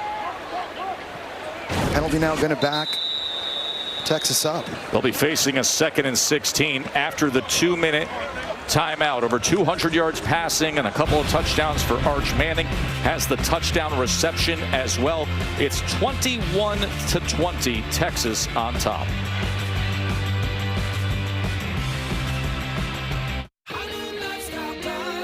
Unlock. Now Taxes is an open door to new TurboTax stores. Meet our experts. They do your taxes, so you can walk out with confidence. Now this is Taxes. At Olive Garden, more is merrier. From a first course that never ends to festive new favorites piled high. It's everything you love about the holidays, just with Alfredo. Olive Garden. When you're here, you're family. The first Ram Fight song was a hit, so I'm back with a sequel. Bald Eagles, fireworks, F-16s, Ram loves college football and big freaking screens. Fight songs, footballs, blackout rims, always bet on the team with Hemi and Jen. With best in class, base diesel torque, we can hot tub at the tailgate and eat more pork. Who asked for a sequel? Harry did. Nothing stops college football. Nothing stops Ram. I've talked about how improved Arch Manning is in the back half of the season, even as a receiver, Jesse. Yeah, dude, best Cooper Manning impression. His dad, who was an all-state receiver at Isidore Newman back in New Orleans, playing with his brother Peyton, and nice job by the 6'4" quarterback. Going up high and high-pointing the football. Of course, that's his first receiving touchdown of his career, and there's proud dad looking on. There is Cooper, but never forget it was Mom Ellen who was the all-district selection as a high jumper and a star in volleyball at Sacred Heart High School. Look at the time Arch has here. And the strike is incomplete as Mosley couldn't hang on to that effort. Mosley's a receiver that I think is primed for a breakout game. This one just over the outstretched arms on that deep crossing route. Now sets up 3rd in California. And interesting here, you know, if you're Arch Manning, you don't have to get it all back. If you can get about half of it back, you're sort of in that no man's land to potentially go for it again on 4th. Showing pressure off the edge is Arkansas. And with a man in his face, Arch Manning incomplete as Justice Boone was crashing the inside of that traffic there. Yeah, Justice Boone's a defensive end who in 3rd down situations lines up inside, and he's going up against big DJ Campbell. Just uses the bull rush, and he's able to affect Arch Manning. Finally, someone able to get home and disrupt the timing. After it, we had all the scoring. All of a sudden, our 2nd punt in a row. Nose down, looking to pin.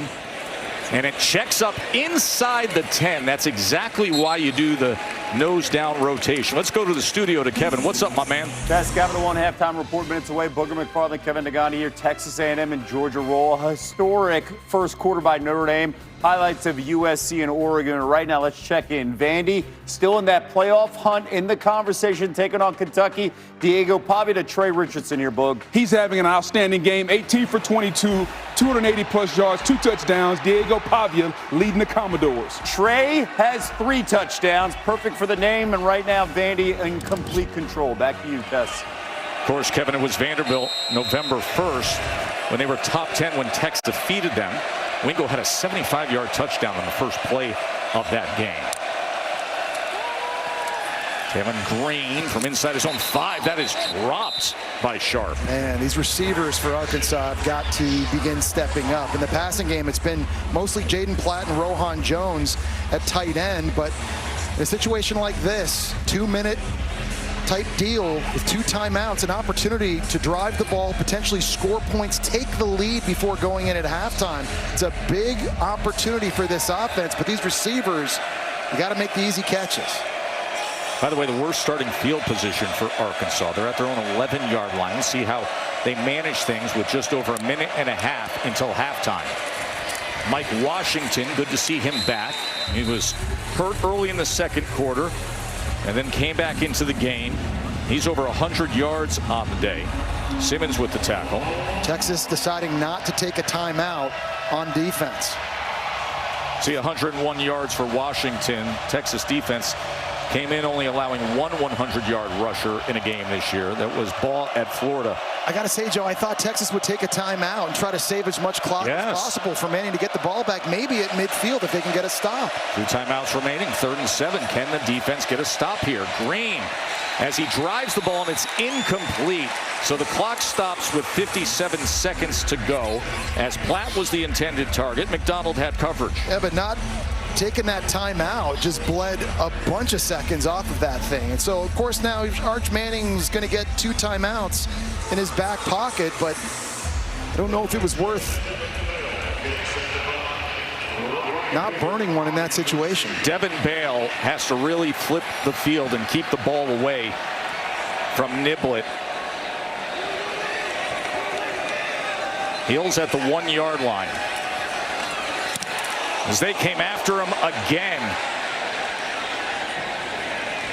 And he does get it outside the numbers with 50 seconds to go until halftime. Monday Night Football has the Panthers at the 49ers. That's 8 o'clock Eastern on ESPN and the app.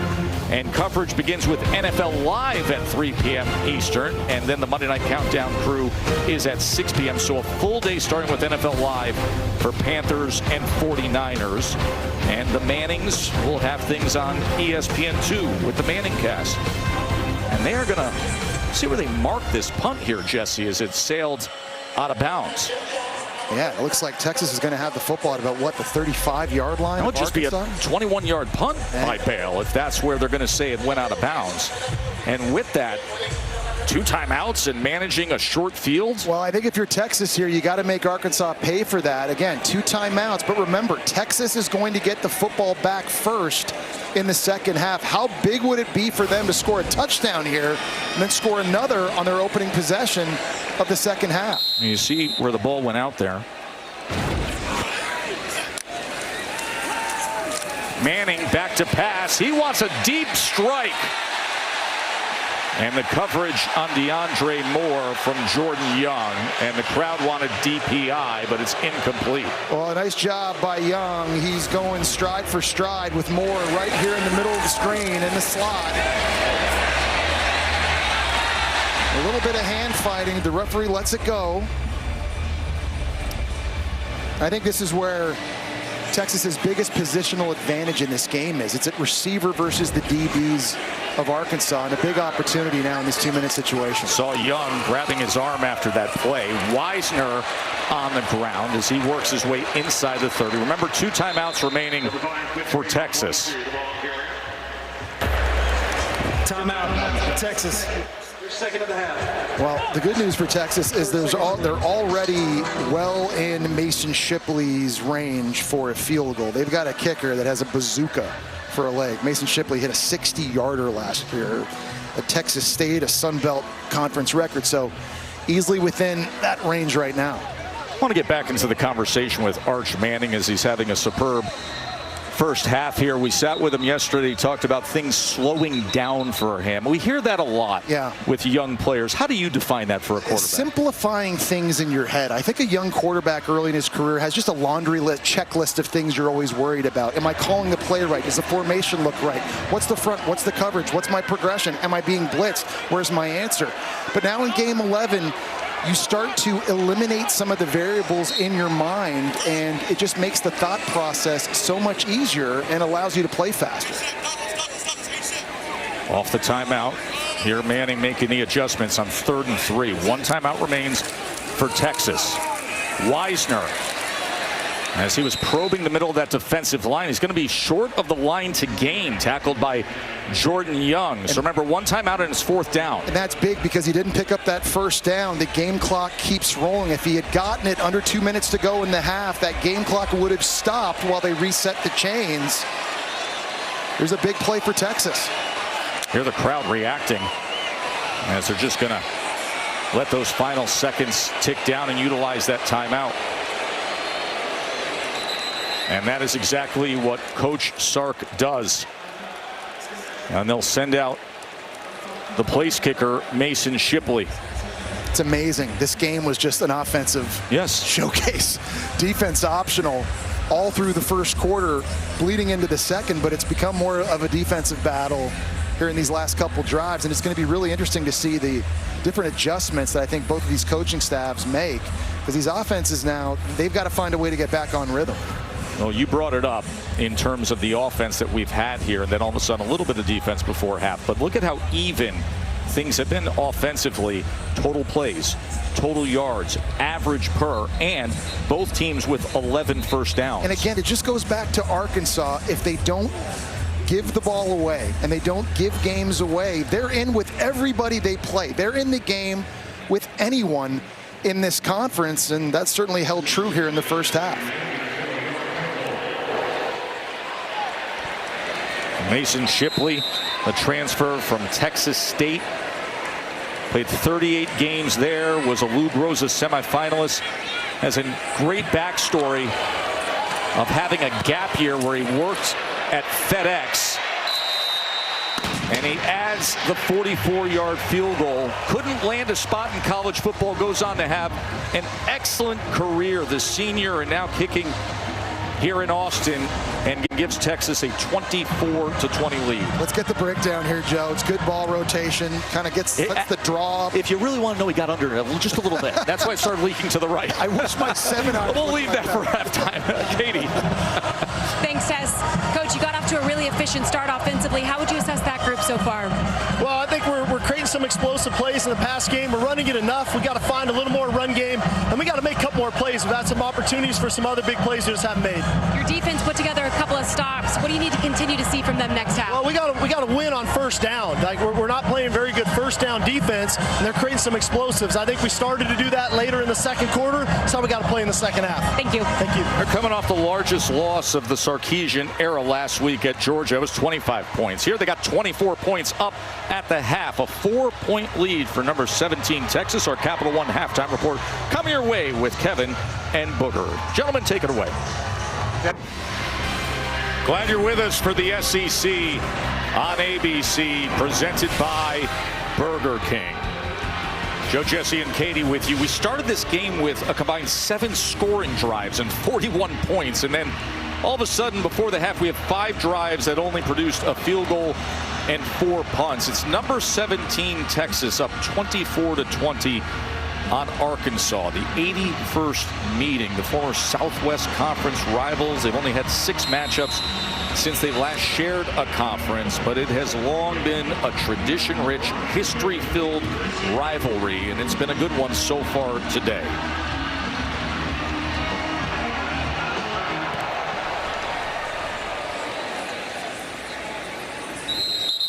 Good Hands Play is brought to you by Allstate. Arch Manning got off to a really good start. Started this game 7 for 7. It was quick throws early to Ryan Wingo here in the first play of the game. Here finding a soft spot in the zone. And then we stretched it out to some intermediate throws over the middle of the field to Mosley. And then finally, some deep shots. We saw Arch hit 2 of these. Here, a coverage bust by Arkansas. You mentioned it, Joe. Texas was up and down the field. Their first 3 drives, they scored touchdowns, but all of a sudden, Arkansas's defense started to make some plays. They did a better job late in the second quarter getting pressure on Arch Manning, and that has to continue for the Razorbacks.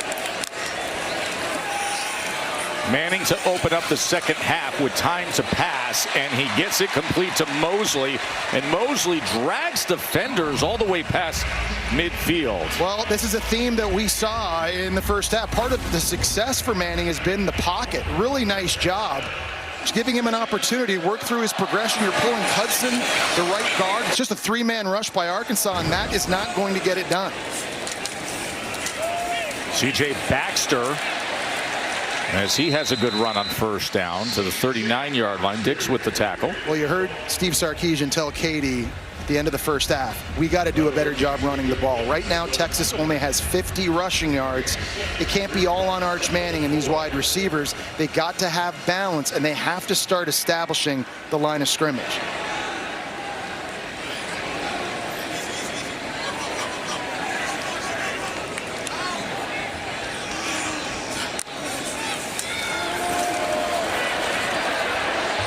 Manning, as he connects with Endries, who has it at 1st and goal, Texas. A big play from his dynamic tight end. And it was a nice job in the pre-snap by Arch Manning not rushing. He saw the pressure coming off the right side here, and he changed the protection to get the right tackle over, taking care of that and helping claim the pocket here. That's Larry Worth at safety, bringing the pressure. Endries is able to find the soft spot, and it's another explosive play, but a good job by Manning that time, making sure the protection is set to give his offense a chance. Endries with a 35-yard catch. Manning's in a good rhythm to start this second half. 1st and goal. Ooh. That was high on the slant intended for Mosley. And there's a penalty flag. We'll see what this call is, but that was a wide open gimme touchdown. Illegal substitution. Defense. More than 11 players on the field at the time of the snap. After this is the goal. 1st down. It was Mosley outside working one-on-one on a slant, and it does not get more wide open than this. And the accuracy issues we saw from Arch Manning in the first 3 weeks of the season, those gone away a bit here in more recent games, but that's certainly a throw that he'd like to have back. Oh, the ball is loose for a moment there, and then Baxter is able to fall right on it. Well, it was a direct snap to Baxter that time. Arch Manning was offset, lined up behind the left guard, and Baxter just never fielded it clean. This is going right to number 4, and if he just catches this thing, he's going to try and plow right up the middle, but you got to look it in first. And just 2 bad plays back-to-back for Texas right down here on the goal line, wasting some opportunities. Weisner comes in at running back after that by Baxter. Here's Manning on the run. Into the end zone goes Arch.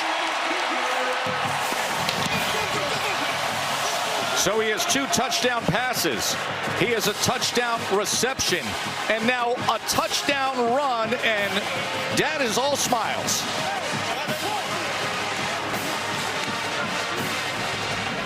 Well, it was the long completion to Endries that set Texas up in this field position. For him to run that in, 2 TD passes, a touchdown catch, and now a touchdown run. Not a bad day at the office for number 16.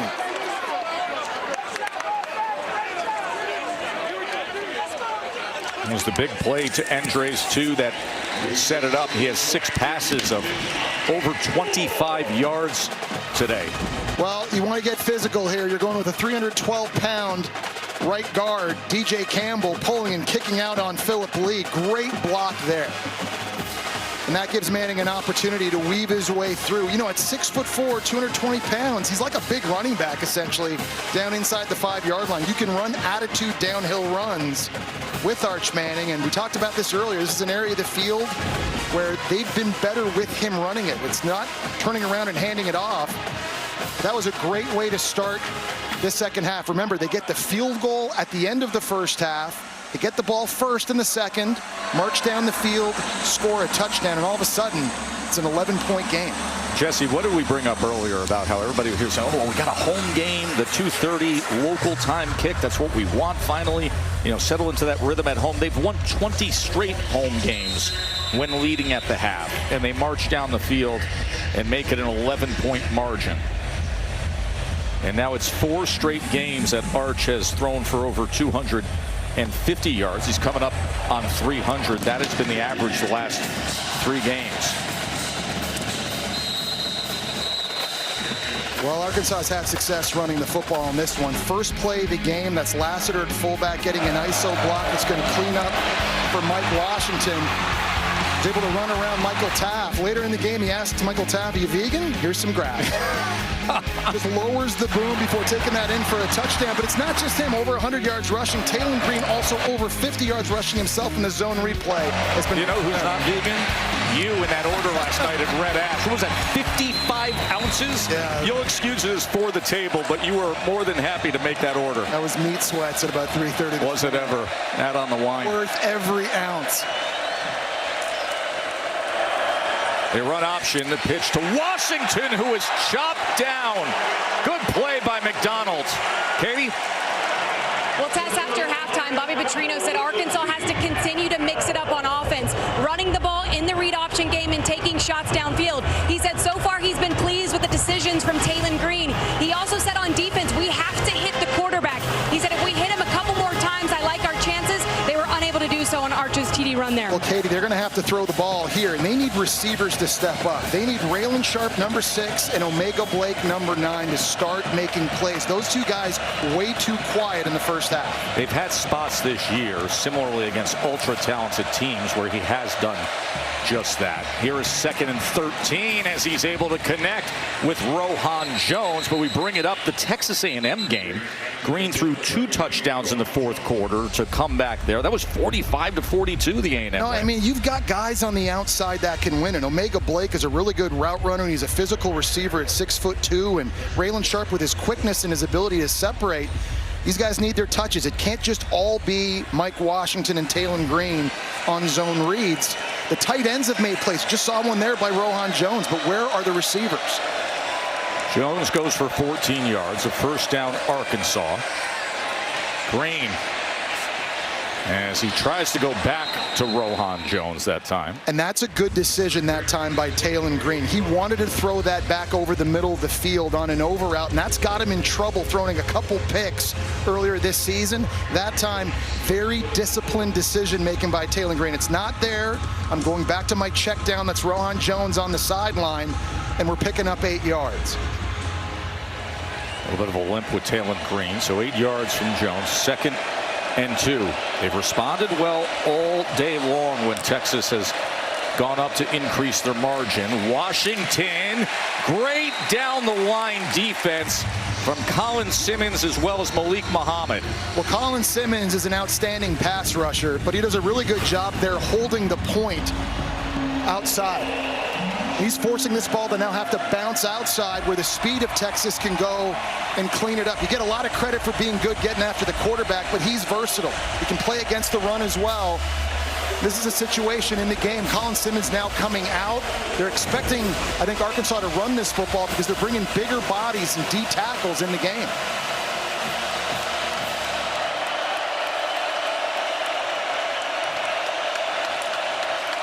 Third down. Green, what is he doing? It's an interception. It is McDonald on the return. Taylor Green got caught up and just put it in right to Jelani McDonald. I think he was trying to throw this thing to Rohan Jones at the last second, but it was Ty Anthony Smith, one of our impact players, who got the hit, forced the ball to just pop up, and it's McDonald. So he's trying to get this to the tight end at the end of this play. This is just going to be a zone read right here. Ty Anthony Smith knocks it loose, and that's what Arkansas had been avoiding all game long. We've seen this script over and over again, giving games away in the second half with giveaways. 18 in the season coming into this one, most in the SEC, and that is a costly error by Taylor Green. The first turnover of the game for either team, and it puts the ball on the 38-yard line. Short field for Arch Manning and the Longhorns.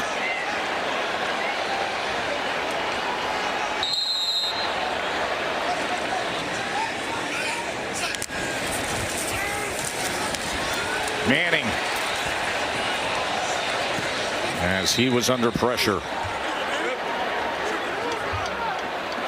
Well, you see Bobby Petrino talking to his quarterback saying, look, that's just what we can't do. You can't have those kinds of plays and those decisions in a game that's so close, where we have opportunities. And now you put the defense back on the field in a tough sudden change situation. And if Texas can score here, I mean, this blows this thing wide open.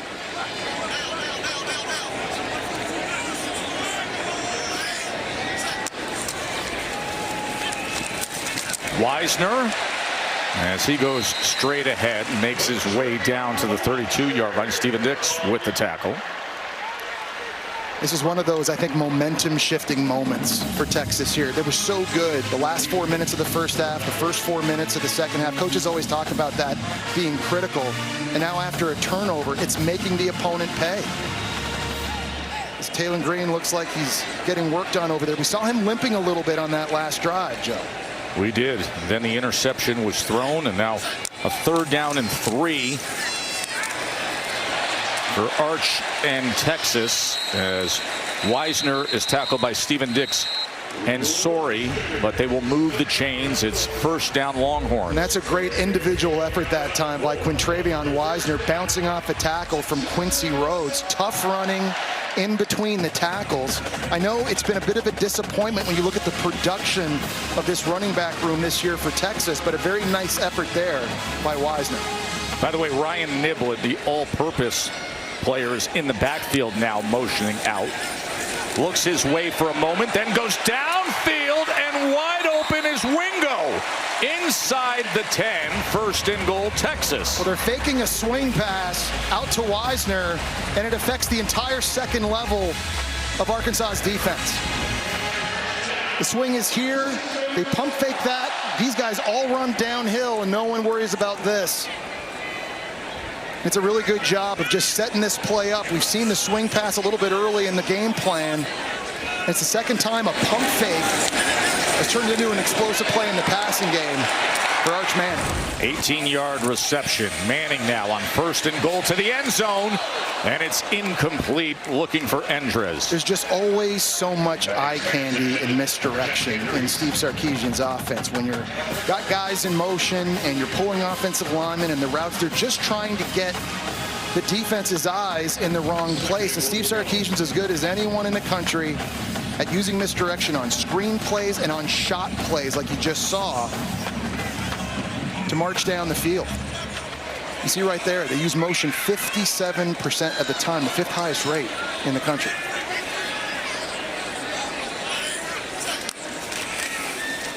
Second and goal, Wisner kept his body control for a moment, but then is tackled. It just feels like a big moment for Arkansas's defense here after the turnover. If they can hold Texas to a field goal, it's still a 14-point game.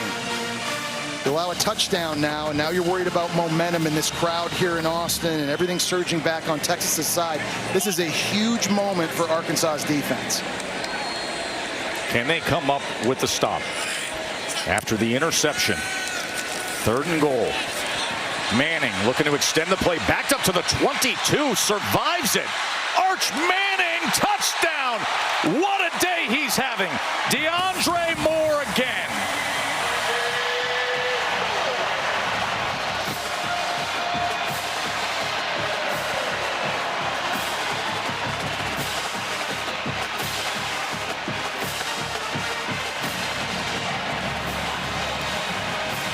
Well, he shows you his elusiveness, his decision-making, and his arm talent all in one play. He's able to break a tackle here from Xavier Rhodes, or Quincy Rhodes outside right there. Steps up, has the vision, and he threads the needle past 2 defenders of Arkansas.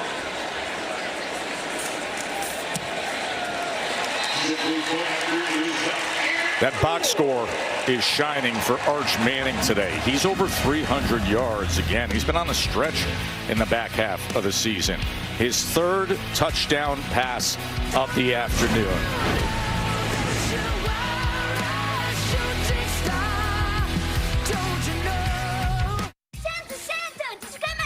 Oh, I'm not. Texas would go on to have another Arch Manning touchdown pass, and all of a sudden the tight game is now an 18-point margin. This game was 21-20.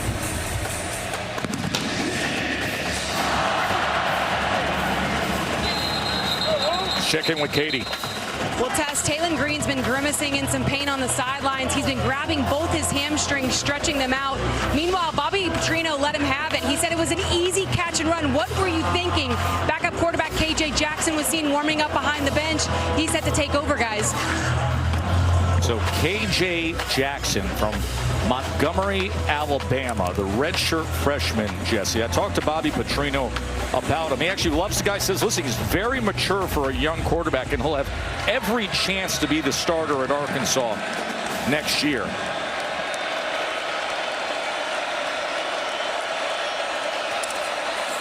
Jackson, it's incomplete, as it was intended for Sharp. Well, I've been impressed watching his film, particularly early in the year. He's a specimen at 6'4", 225 pounds. He's a lefty, and he's also very athletic. He can run all the same plays that Taylon Green can.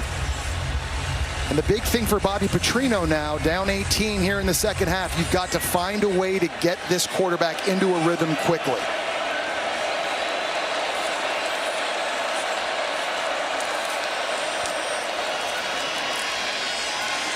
Washington can't find anything against the inside of that defense. Ethan Burke with the tackle.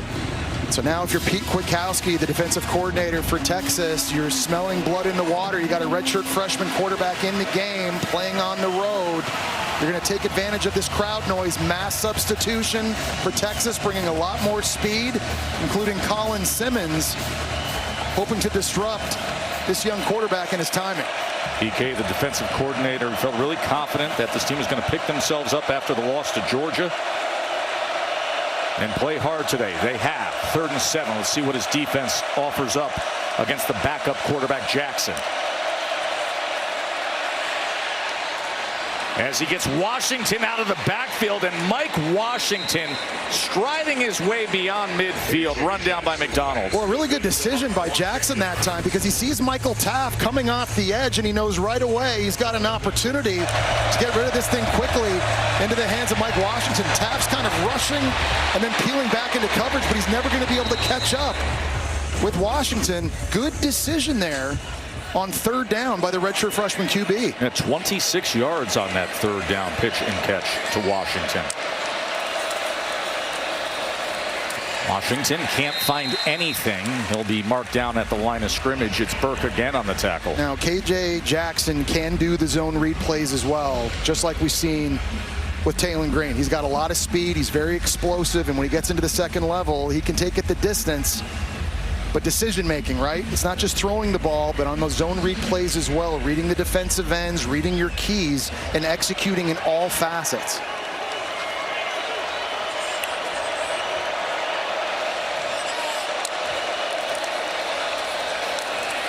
Washington again, and an entire front led by Alex January and Colin Simmons able to push back Mike Washington. Yeah, it just feels like Texas's defense now is playing with a different energy and confidence level than they were at the start of the game. And those big fellas inside, Alex January, 308, and Hero Canoe and Cole Brevard, they're starting to take this thing over a little bit, playing with great pad level at the point of attack, starting to make Arkansas feel a little bit one-dimensional. There's Brad Spence, who's filling in for Anthony Hill, the outstanding linebacker who is out injured his hand a week ago. 3rd down and 7. KJ Jackson in for Green. Jackson going to try to run for it as the pump fake Got his man in motion, the would-be tackler, and Jackson utilizes that to move ahead for a first down. Well, Texas had a bunch of guys up at the line of scrimmage that time, but they only rushed these two. Everybody else drops out, so obviously nowhere to go. If you're KJ Jackson, he just sort of buys time, flushes himself out, little pump fake, gets Brad Spence to jump. And he's able to move the chains. Two really nice plays by Jackson now on third down. 8-yard run and a first down for Arkansas.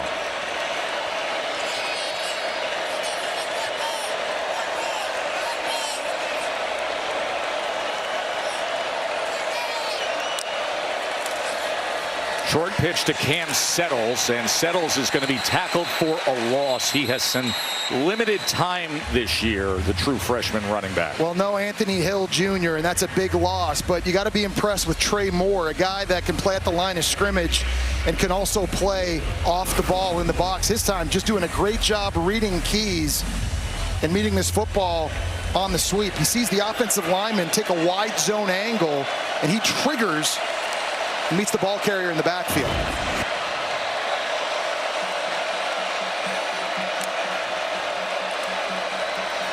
Jackson, boy, really tried to muscle that ball to Omega Blake. And it's just a catch I still think Omega Blake has to make. I know it's not perfect. I know it's coming in a tight window. You got Michael Taff at free safety bearing down on you. We've seen a couple drops from Arkansas here. It's not perfect. You got to go low, though, and be able to make that catch and secure it. Now, third and long with a Texas defense that I'm sure is not going to drop 9 like they did on the last third down. They're going to come after him. Kalen Green out. KJ Jackson, the redshirt freshman, in. A loud and rocking stadium here in Austin, and 3rd and 12. And just eaten up that time was Raylan Sharp. And a flag comes down as Ty Smith came in with the hard hit.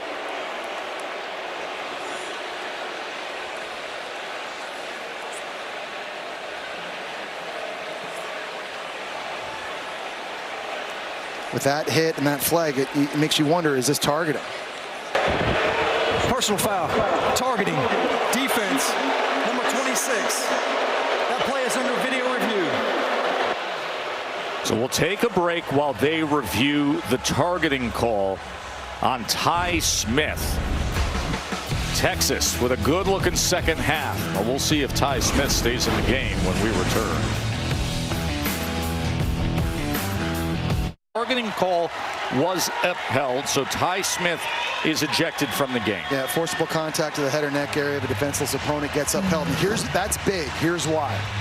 Anthony Smith is now going to miss the first half of their next game against Texas A&M. If Anthony Hill doesn't come back from injury, they're going to be down 2 starting linebackers in that game against Texas A&M and Marcel Reed. Anthony Hill injured his hand against Georgia, misses today, their leading tackler. And now a first down after the targeting call. KJ Jackson to the end zone. And it's incomplete. He was looking for Jones. And it was Cade Phillips, the true freshman corner for Texas, in coverage that time, helping break that thing up. I thought KJ Jackson might just keep this thing and run out. Looks like to me it's going to be a touchdown, and he's just able to kind of fight and knock that thing loose. Cade Phillips, the 6th-ranked cornerback prospect coming out of high school. And he's a guy this coaching staff feels has a real bright future in Austin. Pete Kwiatkowski told us yesterday the moment isn't too big for him. He's going to get more and more reps in these last 2 games. The true freshman who has a bright future.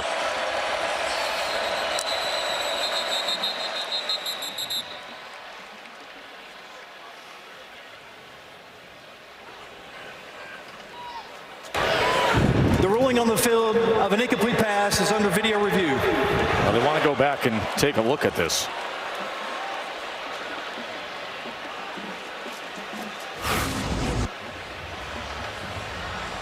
He never has full possession of it right there or there. He's pinning it against, looks like the arm. That's not even of close. Cade Phillips. That's not even close. This should be the fastest review this year in the SEC. Aggressive pylon cam. Matt Austin, this looks pretty simple, doesn't it? Yeah, Joe, it really does. I'm not sure this was Booth initiated originally. I think Coach Petrino may have been asking for it and saying he was going to call a timeout to challenge. In that case, the replay would go ahead and stop it on their own. So I don't know that for sure, but I just have a sneaking suspicion that that's how this review came about.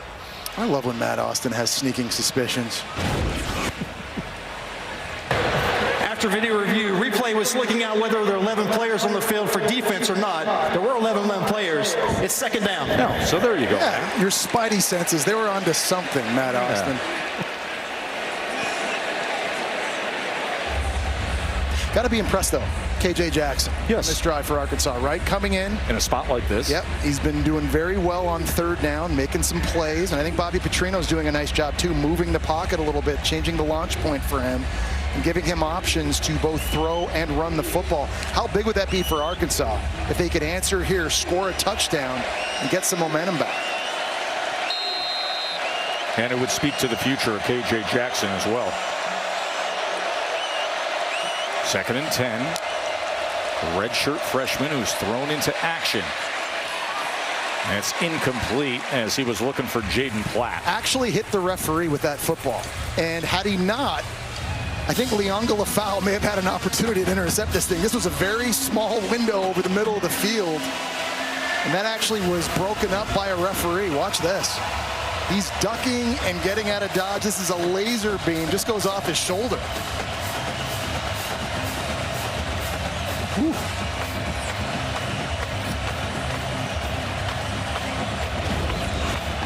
So now it's 3rd and 10 for the young quarterback KJ Jackson.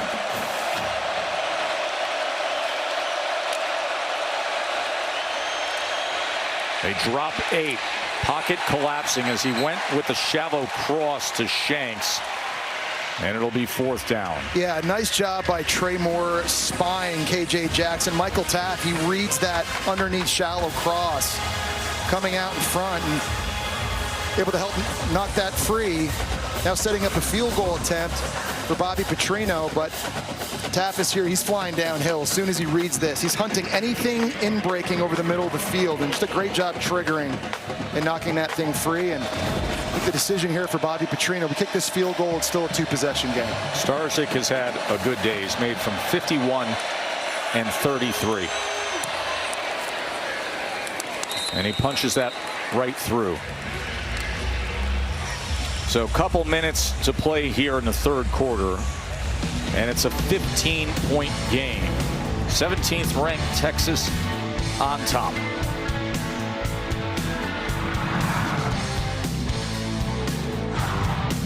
Raising up the day for Arch Manning. He's the first SEC player with a pass rush and receiving touchdown in a game since 2014. Jesse, we put forth the question of who was the last one to do it. You go back to 2014. Marcus Mariota? 2014 SEC. Okay. SEC player. Here are Arch's last 2 touchdowns as you think about that. Yeah, pretty good. This is a big play down in the red zone, obviously on a power run, following DJ Campbell, and then this really is the play of the day. Getting rid of Rhodes, keeping your focus downfield in a laser beam over the middle. That's the Spider-Man meme. Yeah. Wait, you. To DeAndre Moore, pretty good, putting all of his talents on display today. 304 yards, 3 touchdowns. Touchdown run, touchdown catch for Arch. Here's Wingo quickly into space as he's out to the 30-yard line. Julian Neal with the tackle. So the Aflac trivia question saying Arch's big day. If the passing touchdowns, the rushing touchdowns, the receiving touchdown, you got to go back to 2014 for the last SEC player to do that. Farrell Cooper at South Carolina is the answer. How about that? Right off the top of my head. We called some of his games that year. I did, yeah. You and Brent were I've had a lot happen in my life since that day. Just a little. Yeah. So was Brent. Offside. Defense. Number 14. Enter the neutral zone, causing an offensive player to react. It's a 5-yard penalty. Results in 1st down. Yeah, it's funny. For a moment there at the beginning of this half, it just kind of felt like this game was getting out of hand. But after KJ Jackson comes in, leads them down in a field goal, if their defense can get the football back and get down the field and score a touchdown here. We got a one-possession game. Arkansas still very much in this. So Talon Green on the sideline as Arch wants more, and he's able to get it as he goes downfield and connects with Parker Livingston. Parker Livingston just ran right by Kenai Walker in the secondary for Arkansas. There's no double move, there's no pump fake. He just ran right by him. Did a nice job adjusting to the ball, catching it on his left shoulder, not easy, and securing it. How many big plays has Texas made throwing it deep down the field? 50-yard reception by Livingston. Incomplete. Looking for injuries. Well, and I talked earlier about how I thought the biggest positional advantage was Texas's receivers against this secondary. For Arkansas, these guys all year long, they've been getting run by, there have been pass interferences, they're dropping interceptions. And in games late, even when they've been leading, when teams have to throw to get back in it, these guys in the back end, they just have not been able to come up with the big plays needed to ice wins. And I think as you look ahead to next season for Arkansas, whoever the head coach is, they've got to improve on the back end defensively. We're actually going to get an update from Pete Thamel, the college football insider, as to the future of Arkansas and the coaching search. Pete's going to offer that up here in this broadcast. False start. Offense. Right guard. 5-yard penalty. Still first down. Excuse me, second down. Big passes downfield for Arch Manning. He did it again moments ago with the 50-yarder to Livingston.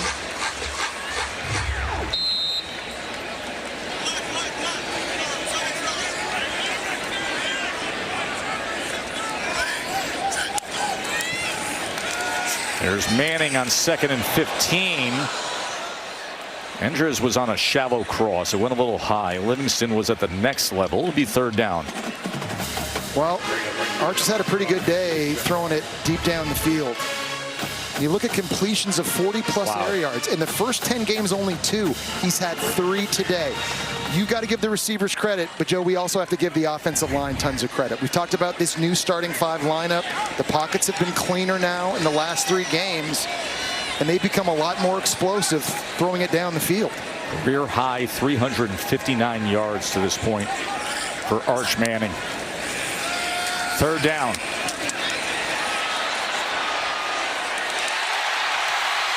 DeAndre Moore, touchdown, Texas. That is 3 receiving touchdowns for Moore and 4 for Arch Manning.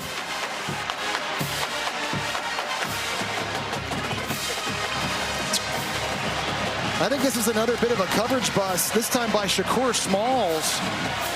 Number 19 for Arkansas, he just got completely lost on the back end. We talked about how the secondary has had issues all season. There was a perfect example of it there on that coverage bust, leading to the Texas score.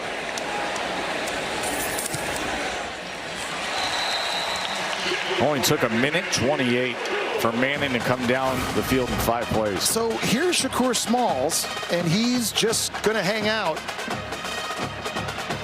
And he's in zone coverage, and it looks at first like he's going to break outside here with DeAndre Moore, and then he just kind of loses him, and he's looking inside, and he's not there, and then he's late, and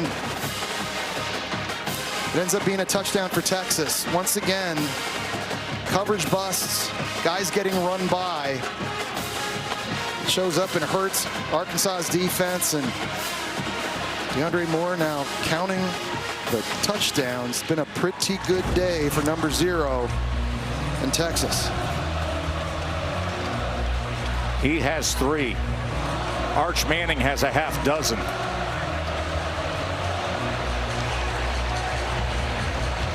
Four passing touchdowns, the rushing touchdown, the receiving touchdown. 3rd quarter and it's 45-23. A career high 379 passing yards for Arch, and we're still in the 3rd quarter.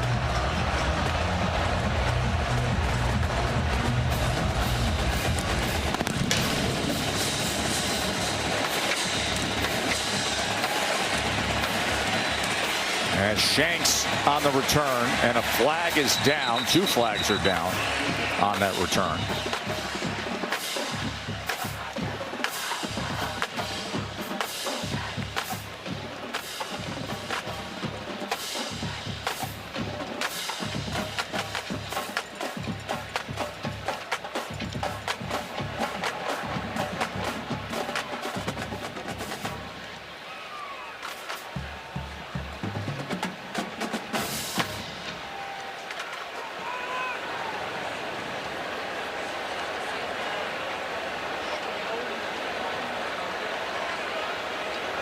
Well, what a day for Manning, huh, Jess? It's been pretty impressive.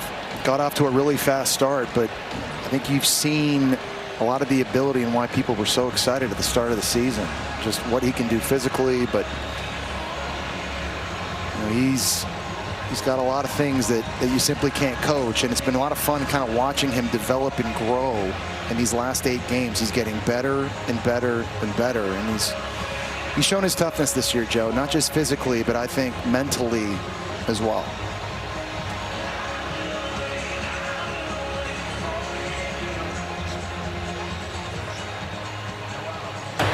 Here in the return, holding, return team, number 25. It's half the distance to the goal. It's a first down.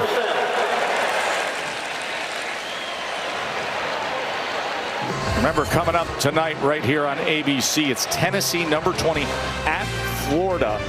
And Jesse, Tennessee, they've lost 10 in a row in Gainesville. Number 20 in the country, 7 wins. Florida, you reverse that, they're 3-7. So a great chance for Tennessee to snap that streak at Florida. No question, and they know they're going to get Florida's best. Obviously, it's been a very disappointing season in Gainesville, but this is the type of rivalry game. If you're a Gator fan, if you win this thing, it does take the sting off of this year just a little bit heading into next season.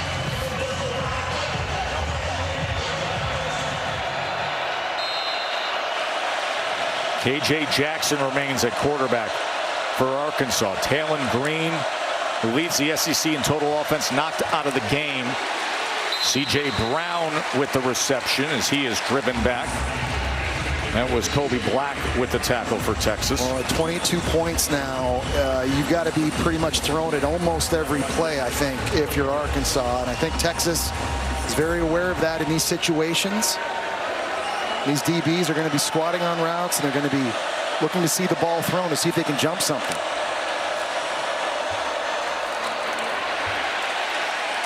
As Jackson is taken down near that line to gain by Trey Moore. The young backup quarterback thrown into the fire here in Austin.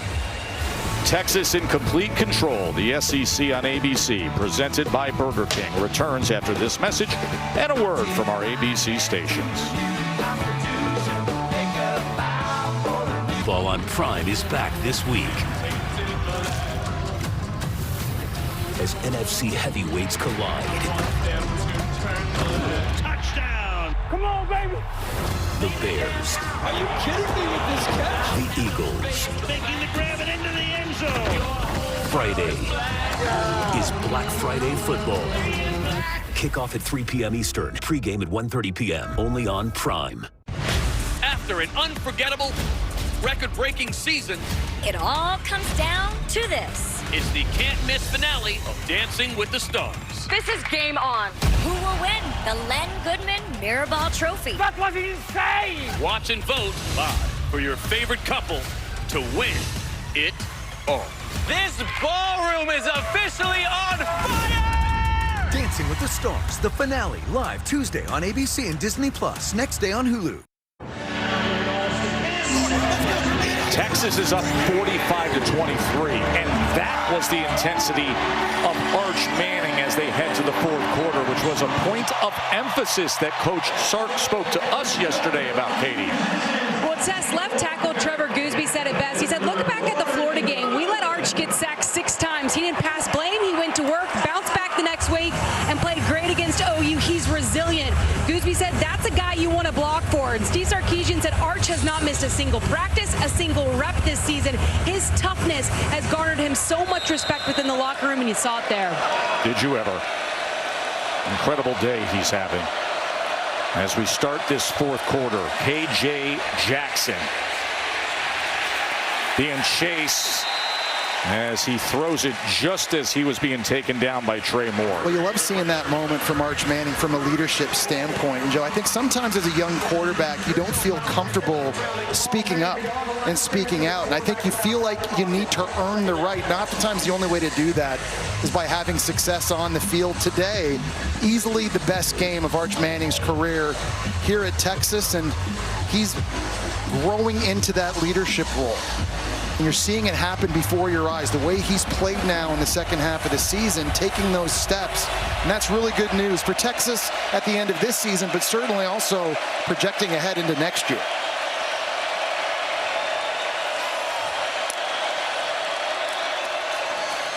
Jackson on 2nd and 10. Good catchable ball easily into the arms of a wide open Rohan Jones. There's another play where they sneak Rohan Jones out of the backfield. He's a tight end, but sometimes they'll line him up at fullback right here, and he just kind of weaves his way out, and nobody sees him. He runs right by the linebacker, and it's a nice touch pass by KJ Jackson for another explosive.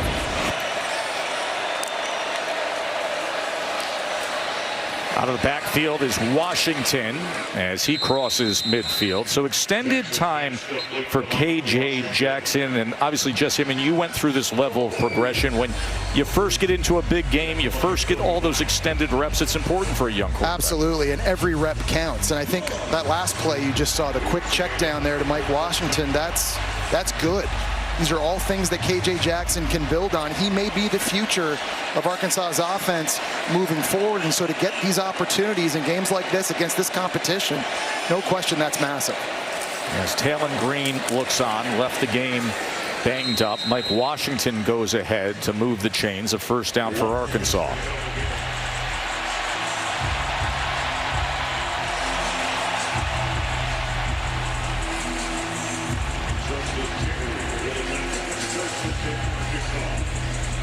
We talked about all the close games that Arkansas has had this year. 7 single-digit losses, the most in a season in SEC history. And now here in the fourth quarter, they catch Texas on a day when Arch Manning has looked his absolute best. Again, Washington out of the backfield, but he had to turn around, and with that, it gave some time to the defense and Cade Phillips to close on him. You know, it's amazing. Texas has lost 23 guys to the NFL draft in the last 2 years. It's the second most ever during a stretch like that. And the job Steve Sarkisian has done and this coaching staff of bringing in talent. You see Cade Phillips, a true freshman, making a big play there. 4 straight top 5 recruiting classes out of the high school level, and that's how you reload. You see some of the massive humans down on the sidelines today. Today is one of their biggest recruiting weekends. They've had a funny schedule, so there haven't been a lot of home games mid-afternoon to have that opportunity. Jackson, that was nearly intercepted that time as Grayson Littlejohn, one of those players in those recruiting classes you speak of. And you want to talk about a guy getting thrown into the fire. First game of the year, here Grayson Littleton, we're going to go up to Ohio State and you have to cover Jeremiah Smith in the slot. And he did it. And actually matched up and made plays. On 2 plays now, you're seeing Cade Phillips and Grayson Littleton and the talent that Texas has in the back end.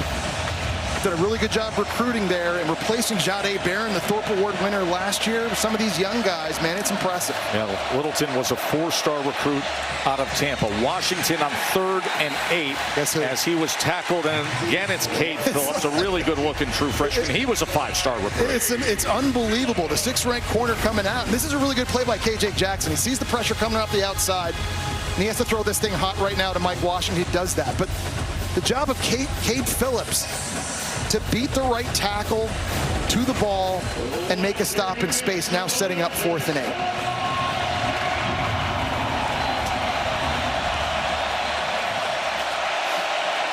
They're 53% on the season on 4th down. This is a 4th and 8. Jackson pressured. Simmons strip sack. And would you look at what the Longhorns are doing here with LaFau bringing it all the way back.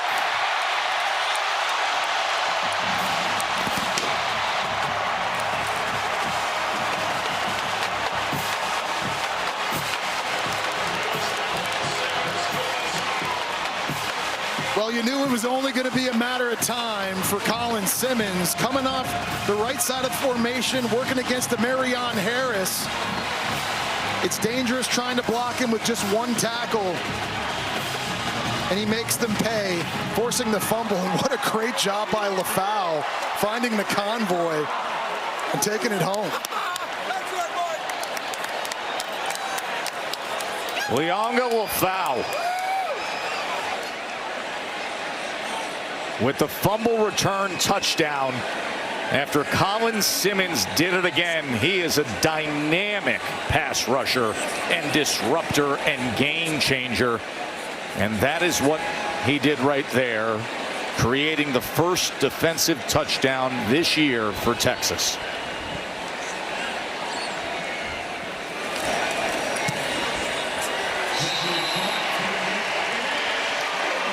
Well, Colin Simmons comes off the right side of the formation, and just Marion Harris, who gave up 2 sacks to him a year ago, just can't hang on. When this ball comes free, it just goes right into the hands of Lafau, and I thought receiver C.J. Brown might get a tackle right there. Then he got the big fellas out in front on the convoy. Great job finding open field. And he takes it in, and Pete Kwiatkowski, the D coordinator, he loves it. Does he ever? 52-23. I get it. It's hard to change. Me? Down. And everybody is coming out of that third loss by Texas saying, okay, so what has to happen here if you're Texas? Well, obviously, you got to have the win today and then circle the big one. You got to upset number 3 undefeated A&M. And then you need a little bit of chaos. You need the others ahead of you to catch losses. By the way, USC is losing by 2 touchdowns to Oregon. And then that needle in the haystack of the college football playoff, well, maybe, just maybe you find the needle in the haystack with 3 losses. But it is a tough spot for Texas against a very difficult schedule that they've had.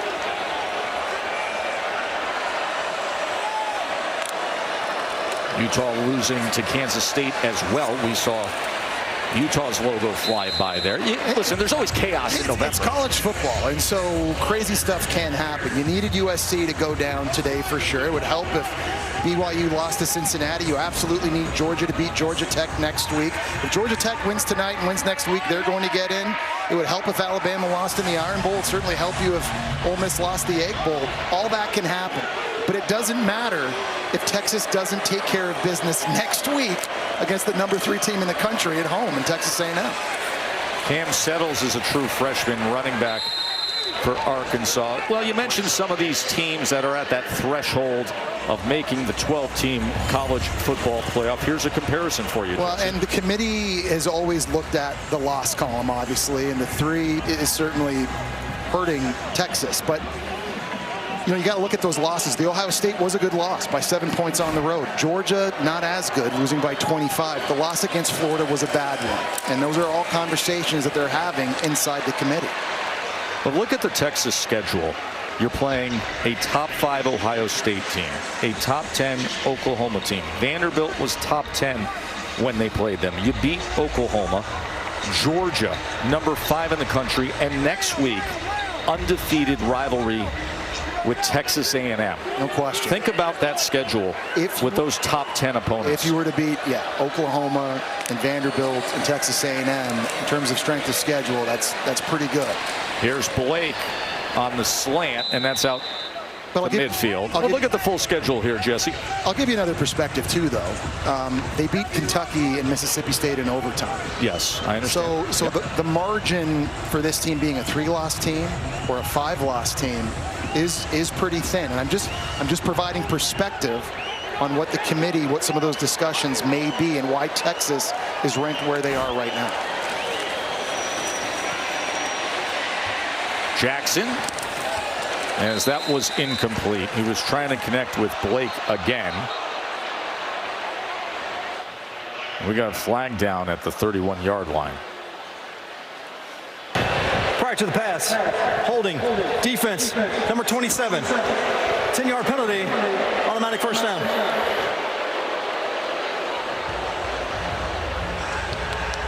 That is Wardell Mack. for the Longhorns. It's interesting when you think about next week's matchup here against Texas A&M and how Texas sizes up. I think it's really interesting. I think that game is going to come down to the trenches.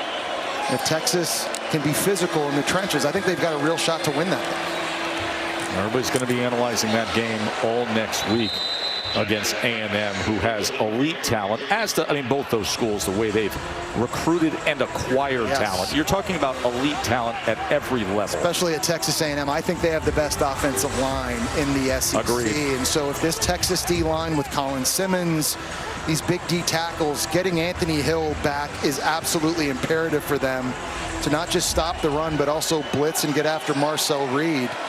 It's going to be a great challenge, I think, for A&M's O-line here on the road. And remember, in that game next week, as the first down pass, Settles cannot control it. Ty Smith will not be available because he was ejected for targeting in this second half. Yeah, and he's been a big-time playmaker for them these past couple weeks. A little bit undersized at 6'1", 216 pounds, but Joe, he flies around with speed. Got a sack last week against Georgia, and he can hit people. I mean, he is a physical presence in the second level of Texas's defense, and that already is a massive loss for them in the first half of that game. Yeah, Pete Kwiatkowski, the D-core, told us he's so fast, so smart, knows the defense inside and out. And with Hill out, you have to have that kind of a guy. There's a completion to Blake as the redshirt freshman KJ Jackson has been growing up on the spot here in Austin. And he's been battling. He's been in some tough situations and some third downs against a very talented defense. And he stepped up. I've been impressed with him so far, making good decisions, taking care of the football, outside of course, that fumble on the strip sack by Simmons. That is Cam Settles going ahead for the first down. And this is indicative of exactly what Bobby Petrino told us the other day about a team that, even with the record, even with the season they're having, they're still always fighting, always giving an effort. They're sitting here winless in the SEC, 2 wins on the season. Texas having punched them right in the face in this second half, and they're still battling, stringing together a long drive.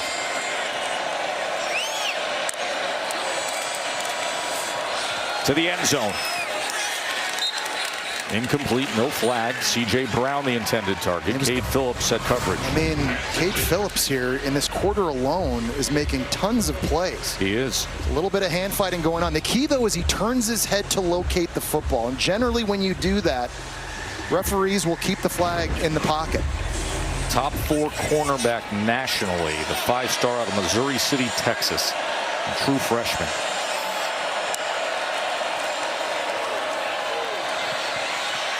Jackson trying to extend the play as stays on his feet and dives into the end zone. Great athleticism and awareness by KJ Jackson.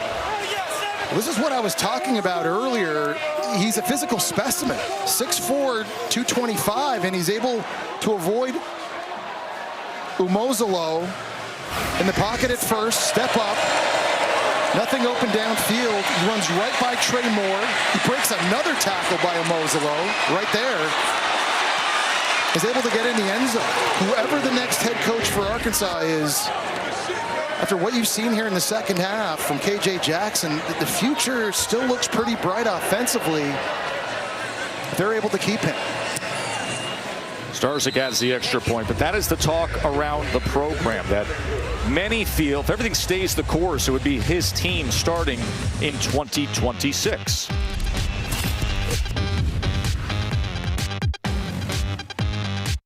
The Burger King Double Cheeseburger. A quarter pound of beef patties flame grilled with 2 slices of melty cheese. It's love at first bite. We're not sure who invented the double cheeseburger, but it sure tastes like we did. You rule.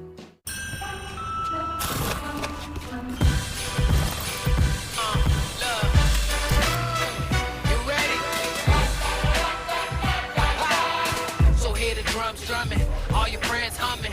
Yeah, it's a good time coming. Everything you wanted, it's right here, y'all. Everything you needed, it's right here, y'all. We got the tunes bumping, got the kids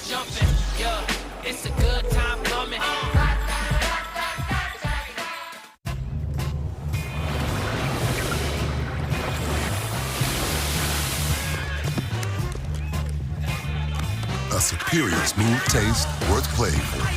Michelob Ultra. Superior light beer. Or experience something unexpected. With IHG's 20 hotel brands, you can guest how you guest. SEC on ABC College Football is presented by Burger King. You rule. Would you look at him then? We got Tennessee and Florida coming up, but 2000 when they played. A 91-yard drive by Jesse Palmer that was capped with this. Jabbar Gaffney, the 3-yard touchdown pass with 14 seconds to go. Take a look at the line, Judge. Obviously a touchdown. Obviously. A lot of creatine back in 2000. You were looking. A lot of phosphagen. Here's the thing. People get all mad about that play. Was it a touchdown? Was it not? But here's what you don't understand. I threw a touchdown pass 2 plays before that to Riche Caldwell. He lined up offside, so we rolled it again. Even if that had been incomplete, Joe, I would have just thrown another one a play later. It was inevitably going to happen. The better team won. So that is coming up on ABC, the great rivalry, Tennessee and Florida. A lot of people asking about the Arkansas coaching search. What do you have, Pete Thamel? Thanks, Joe. The latest on the Arkansas search today is it appears to be coming to a culmination in the near future. I've been told to expect some resolution in the upcoming days, and sources have told me there's 4 names that have been linked to this search the most. USF's Alex Golesh, Memphis's Ryan Silverfield, North Texas's Eric Morris, and Alabama defensive coordinator Kane Womack. Look for some resolution in the near future for the next Hog coach. Thank you very much, Pete. So that could be right around the corner as Bobby Petrino took over for Sam Pittman. Sam Pittman was let go on September 28th. One of the real great guys in the game, Sam Pittman. And that is the latest from Pete, as Arch Manning still in there here in the 4th quarter, as Wisner on the carry. Let's go through some of those names there that Pete is putting forth. Alex Golesh has been an excellent head coach. Ryan Silverfield is not that far away at Memphis. You know the success he has had. Kane Womack, Eric Morris. It's a good group of candidates. Kane Womack played at Arkansas. Remember back in the day for Gus Malzahn. Here's the thing. Whoever it is, you've got to attack NIL, and you have to be willing to be aggressive. When you think about the potential at a place like Arkansas, 3 families, J.B. Hunt, the Tysons, and the Walmarts. That's a whole lot of cash. If they buy in, Arkansas could be Texas Tech in 1 year. You could buy whatever you want. Yeah, Northwest Arkansas has some titans there, as that's a good hard run as Trey Wisner takes it ahead. We're under 7 minutes to play of what has just been a dominating second half by Texas. And I know Texas is up now 22 points, but Steve Sarkisian's challenging his offense here to run the football and ice this game, something they have not been able to do consistently well all season long. And Joe, to me, that's a huge key for them against Texas A&M, because you and Katie have seen a lot of their games this year in person. The 3rd down package that Texas A&M has and their blitz deal, you do not want to be living in that next week. If you're Arch Manning, you've got to be able to run the football in that game. There's Wisner again. They're doing a good job in this 4th quarter. By the way, we mentioned the Arkansas coaching search, but Steve Sarkisian had to actually address his future this week. He was so bothered by this, the report that he had interest in an NFL job, and then our colleague Desmond Howard spoke about Sark and Texas potentially mutually parting ways. So on Wednesday's SEC coaches teleconference, Sark opened things up. He said, listen, I got to comment on this, and it's been bothering me. People reporting, insinuating there's a possibility I could leave Texas. That's absolutely false and untrue. He says, I'm not going anywhere. So give his team credit, too, after getting beat by 25 against Georgia, to be able to turn the page and not let that be a distraction and show up here today playing really well. Good play by Sori in the backfield as he was first to get to Wisner. Well, it's important for Texas to have this kind of game and for Arch Manning to have this kind of game, building confidence, because it really comes down to next week. All those scenarios we just showed everybody about, can they get in the playoff, what has to happen, what are the records, what's the strength of schedule, it's all a moot point if you don't beat Texas A&M next week. So I think having this result today I think is really big for Texas heading into that game. This is Mosley as they set up the screen, and he will have a first down. Our college football playoff rankings are brought to you by Verbo. And we see this thing change over and over and over. Oregon right now up on USC. Oklahoma getting the big win against Missouri. How about this, by the way, right here? You, Katie, and I just saw Notre Dame in person last week, 70-7. I know Jeremiah Love, Joe. That's a guy that you think could be the Heisman Trophy winner this year. I think he's the best player in college football overall. His box score today is utterly ridiculous. 170 yards, 3 touchdowns, I believe on 8 carries.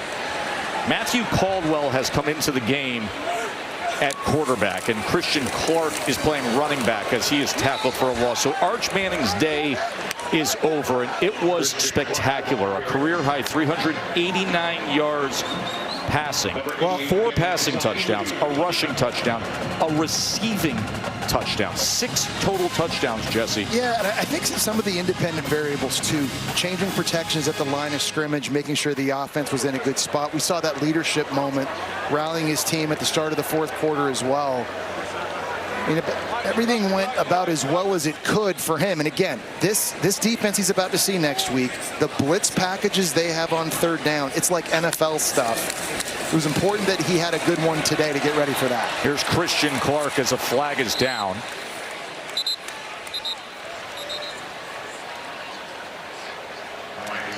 Remember, next week it is Texas A&M. Holding. Right Offense. here. Number 83. 10-yard penalty. Remains 2nd down. And it's still a 4-way race. You know, A&M, I know they're number 3 in the country undefeated, but you got A&M and Alabama and Georgia and Ole Miss. Obviously, A&M, they're in the prime position to secure their spot in the SEC championship game. If Alabama wins against Auburn, they're in. Georgia, they could use a 3-way tiebreaker, as could Ole Miss. Ole Miss, strangely, sitting there with 1 loss, not playing in the SEC championship game could benefit them greatly. Yeah, it's interesting when you look at this. If you had 3 teams finish at 7-1, the tiebreaker, because all 3 didn't play each other, would be strength of schedule. And I think Alabama right now in the driver's seat for that, obviously with some games to play that could change those factors. But yeah, if you're Ole Miss, you're right, Joe. I mean, win the Egg Bowl next week, you're in. With a great seed and hosting a 1st-round playoff game. Christian Clark, the ball carrier. So the games that will decide the SEC championship, these are the key games remaining. And they're rivalry games. So you can take records and you can take statistics and you can throw all that stuff out. Alabama, I believe, could lose at Auburn. Auburn's defense is absolutely fantastic. Listen, I know Auburn's had a choppy year and everything happening, the coaching change and the struggles on offense, changing quarterback and all that. If you've ever been around the Iron Bowl, you just know. You've called the Iron Bowl. Yeah, I've called it. You just know. And I've called a bunch of Egg Bowls too. And Mississippi State is a very good team. Ask Texas about that. Having called the Egg Bowl myself, I would tell you the loudest and arguably most underrated rivalry in all of college football. The 2-minute timeout on the best day that Arch Manning has had in college football. 6 total touchdowns. We'll take it home from there after this short break. Day for Arch Manning. Yes. Career highs, 6 total touchdowns, Jesse. Started fast, leading this offense on 3 TDs on their first 3 drives. This one to DeAndre Moore in the opening drive. Coverage bust on the back end here. Parker Livingston secures this one. How about the trick play down inside the 5-yard line, dialed up by Steve Sarkisian. Parker Livingston doesn't make it easy on him, but he makes a nice catch, and then good tough running in between the tackles, becoming the first SEC player to throw for a touchdown, catch a touchdown, run for a touchdown in the same game since 2014.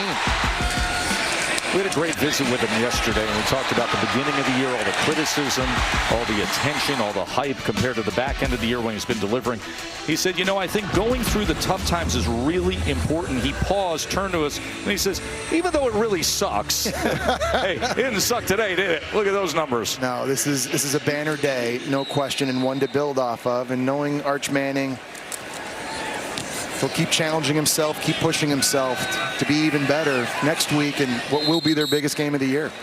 The officials actually put time back on the clock. The clock had run down, and the officials put time back on the clock, even though we stepped away for what was the full 2-minute TV timeout. Took that, and yet we have 2:06 left. Tennessee and Florida coming up. Remember, Tennessee has had all these struggles playing down there in Gainesville, and now here they are in prime time, top 20 team in the Swamp.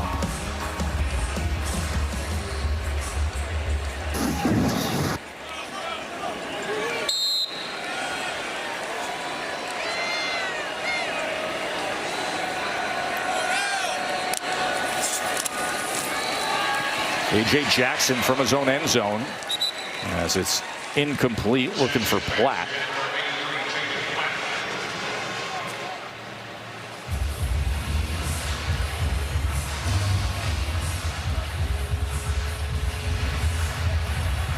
A.J. Jackson from Montgomery, Alabama, came into the game when Talon Green was injured in this second half. Green, who leads the SEC in total offense. Jackson came down, showed some guts, and leading the team down the field for a touchdown drive. He had a touchdown run as he connects with Sharp here. I know everybody wants another 2-minute timeout, so we're going to do top 20 Vols down in Gainesville, trying to snap that losing streak they've had through the years to the Gators, as we're wrapping up things here in Austin.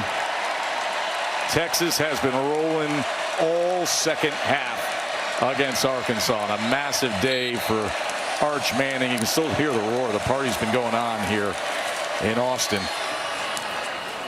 As that's complete to C.J. Brown. Well, we were so entertained during the break by my man here. Yeah, somebody stole Todd Blackledge's sports coat.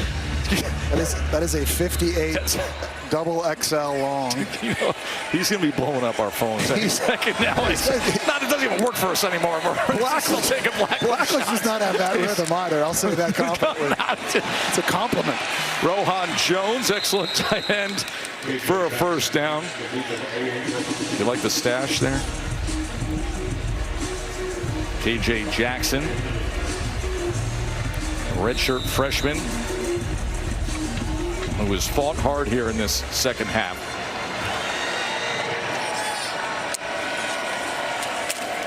But Texas has had everything their way. Defensive touchdown, Arch's magnificent career day, and flag is down. K.J. Jackson wants every one of these last. Offense, number 55, 10-yard penalty. It's still first down. Minute 16 before we get you to Tennessee at Florida. Well, learned a lot about Arch Manning, I think, this season. I think coming into the year, you kind of knew he was big and he could throw and he could run, but I think what we've learned about him is he's pretty tough. Yes. Physically tough. When you watch the games against Florida and Mississippi State, he's getting blitzed, he's getting lit up. He hangs in there and makes big-time throws, but I think he's also pretty mentally tough. I don't think there was another quarterback more under the microscope than Arch Manning was at the start of the year. And yeah, he struggled the first 3 games, but just kept going back to work, kept improving. And today obviously has the best game of his young career. Glad you're focusing in on that word toughness, because that is accurate. And that was something that was brought up yesterday from Coach Sark to us. He said this guy is tough, and that is what has earned the respect of his teammates. And Katie had the report earlier where she noted that Arch hasn't missed a rep, hasn't missed a practice this season. Well, I don't know how many times he hit the ground today. I mean, you have to give his offensive line a ton of credit. I mean, they were fantastic in pass pro. Certainly quarterback's job a lot easier when you've got clean pockets. The big question, can they do that next week against A&M? And with that, he was able to take some deep shots. And he was able to hit on them right away. DeAndre Moore had a huge day. He had the 46-yard touchdown that started the scoring. Parker Livingston had the 54-yard touchdown. So the numbers everywhere you looked for Texas, as there is Parker also had the touchdown pass to Arch. Colin Simmons, it was only a matter of time. Had the big strip sack, fumble. Leonga Lafau scooped it up and scored. Playmakers making big plays in big games. As Sharp has a good play. And we mentioned it earlier that Arkansas is fighting right through the finish line of the season. We have seen so many times, as you see Coach Petrino there, where things start going against a program, a team. You get bad breaks, you get fourth quarter turnovers. You're sitting there at 0-6, and it just unravels and it gives way. That has not been the case with the effort from Arkansas. And by the way, KJ Jackson has thrown for 200 yards. Stepped into the game, second half. He literally just stepped into the game, and he's been making a lot of plays. There was that great run we just saw recently on the touchdown. There's no quit in this team, that's for sure. They keep fighting, and KJ Jackson really a microcosm of that. He is representative of exactly what Coach Petrino said is nearly a great play made by Phillips, who pushed away to get space on C.J. Brown. that was a very obvious push right in front of the referee. Pass interference, defense, number 11, 15-yard penalty, automatic first down. He just pushed C.J. Brown out of the club to get the opportunity at this interception. Very talented young player. We've seen him and Littleton, these guys making plays. We've got a lot of good young ones on defense. All these top 5 recruiting classes that he has strung together, and then you see it hit the field. KJ Jackson trying to finish strong, and they do with a touchdown to Jaden Platt with 16 seconds remaining. Then, to your point, here's a young man who steps in, gets his first extended time in a tough spot against a good, talented Texas team. And in the second half, he has over 200 yards and a touchdown pass. And he never flinches. I mean, he's got another true freshman, Elijah Barnes, at linebacker, breathing down his neck on a blitz. And he just shows tremendous poise, staying in the pocket, a nice accurate throw to Jaden Platt. Gets Arkansas back on the scoreboard. And again, these are all coachable moments and things that this young man is going to build upon for his career moving forward with Arkansas. 52-37. This is a storied rivalry.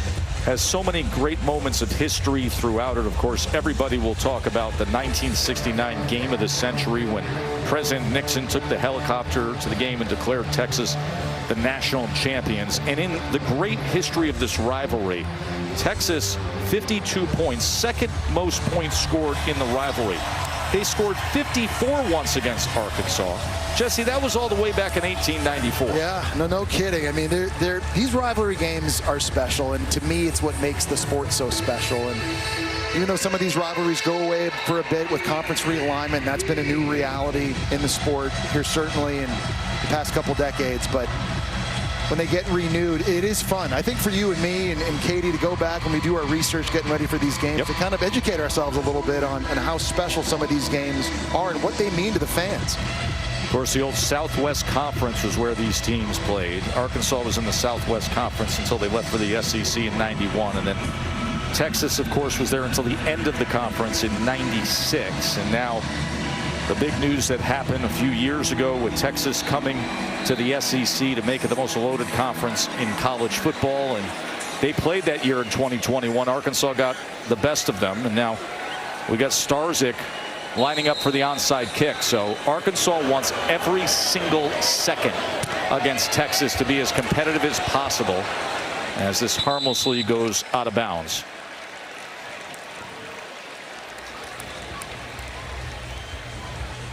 We'll hear from Coach Sark at the conclusion here. Out of bounds, kicking team. 5-yard penalty from the spot where the ball went out of bounds. First down. Thought he was very honest in detailing what it's like when you come off of that kind of a game against Georgia, where you're sitting there only down 4 entering the fourth quarter, and then it gets sideways on the scoreboard of how it takes a few days to get back. But he said to us, this team was locked in midweek here for this one. No hangover, and it'll be fun. This is kind of the opposite now moving forward, right? You got a nice win against Arkansas. You enjoy this one tonight. You got to come back to work early next week, though, ready to lock in to face what right now is the number 3 team in the nation in Texas A&M. 52-37 on the best day that Arch Manning has had in his college football career. 6 total touchdowns for Arch. Katie? Thanks, Tess. Sark, that was a dominant second half performance in all 3 phases. What impressed you most about your team's play today? Well, I think it was their ability to bounce back from last week. The season's not done. You know, we had 2 weeks to go, and you never know what can happen. And we had to take care of this one to get ready for next Friday night. So just proud of our guys preparing and coming out and competing tonight the way they did. Arch was fantastic. He did it all. He had to stretch for that touchdown catch. What did you make of his day? Well, I thought when we had some shots down the field, he took them, trusted his receivers, he used his legs and avoided some sacks to create some plays. He's a really versatile guy, and we saw a lot of his versatility today. What will you tell your team tonight, tomorrow, this week in terms of what's at stake next Friday? Let's just control what we can control. It's great to be part of a rivalry game. Thanksgiving weekend, Friday night, all eyes will be on us. We got to go compete. Best of luck. Congratulations. Thank you. Bring on the Aggies. Texas has now won 20 straight home games against unranked opponents, and Arkansas has now lost 9 in a row, their longest single-season losing streak in school history. For Katie and Jesse, I'm Joe Tessitore, inviting you to enjoy the rest of your night, Tennessee and Florida Plus.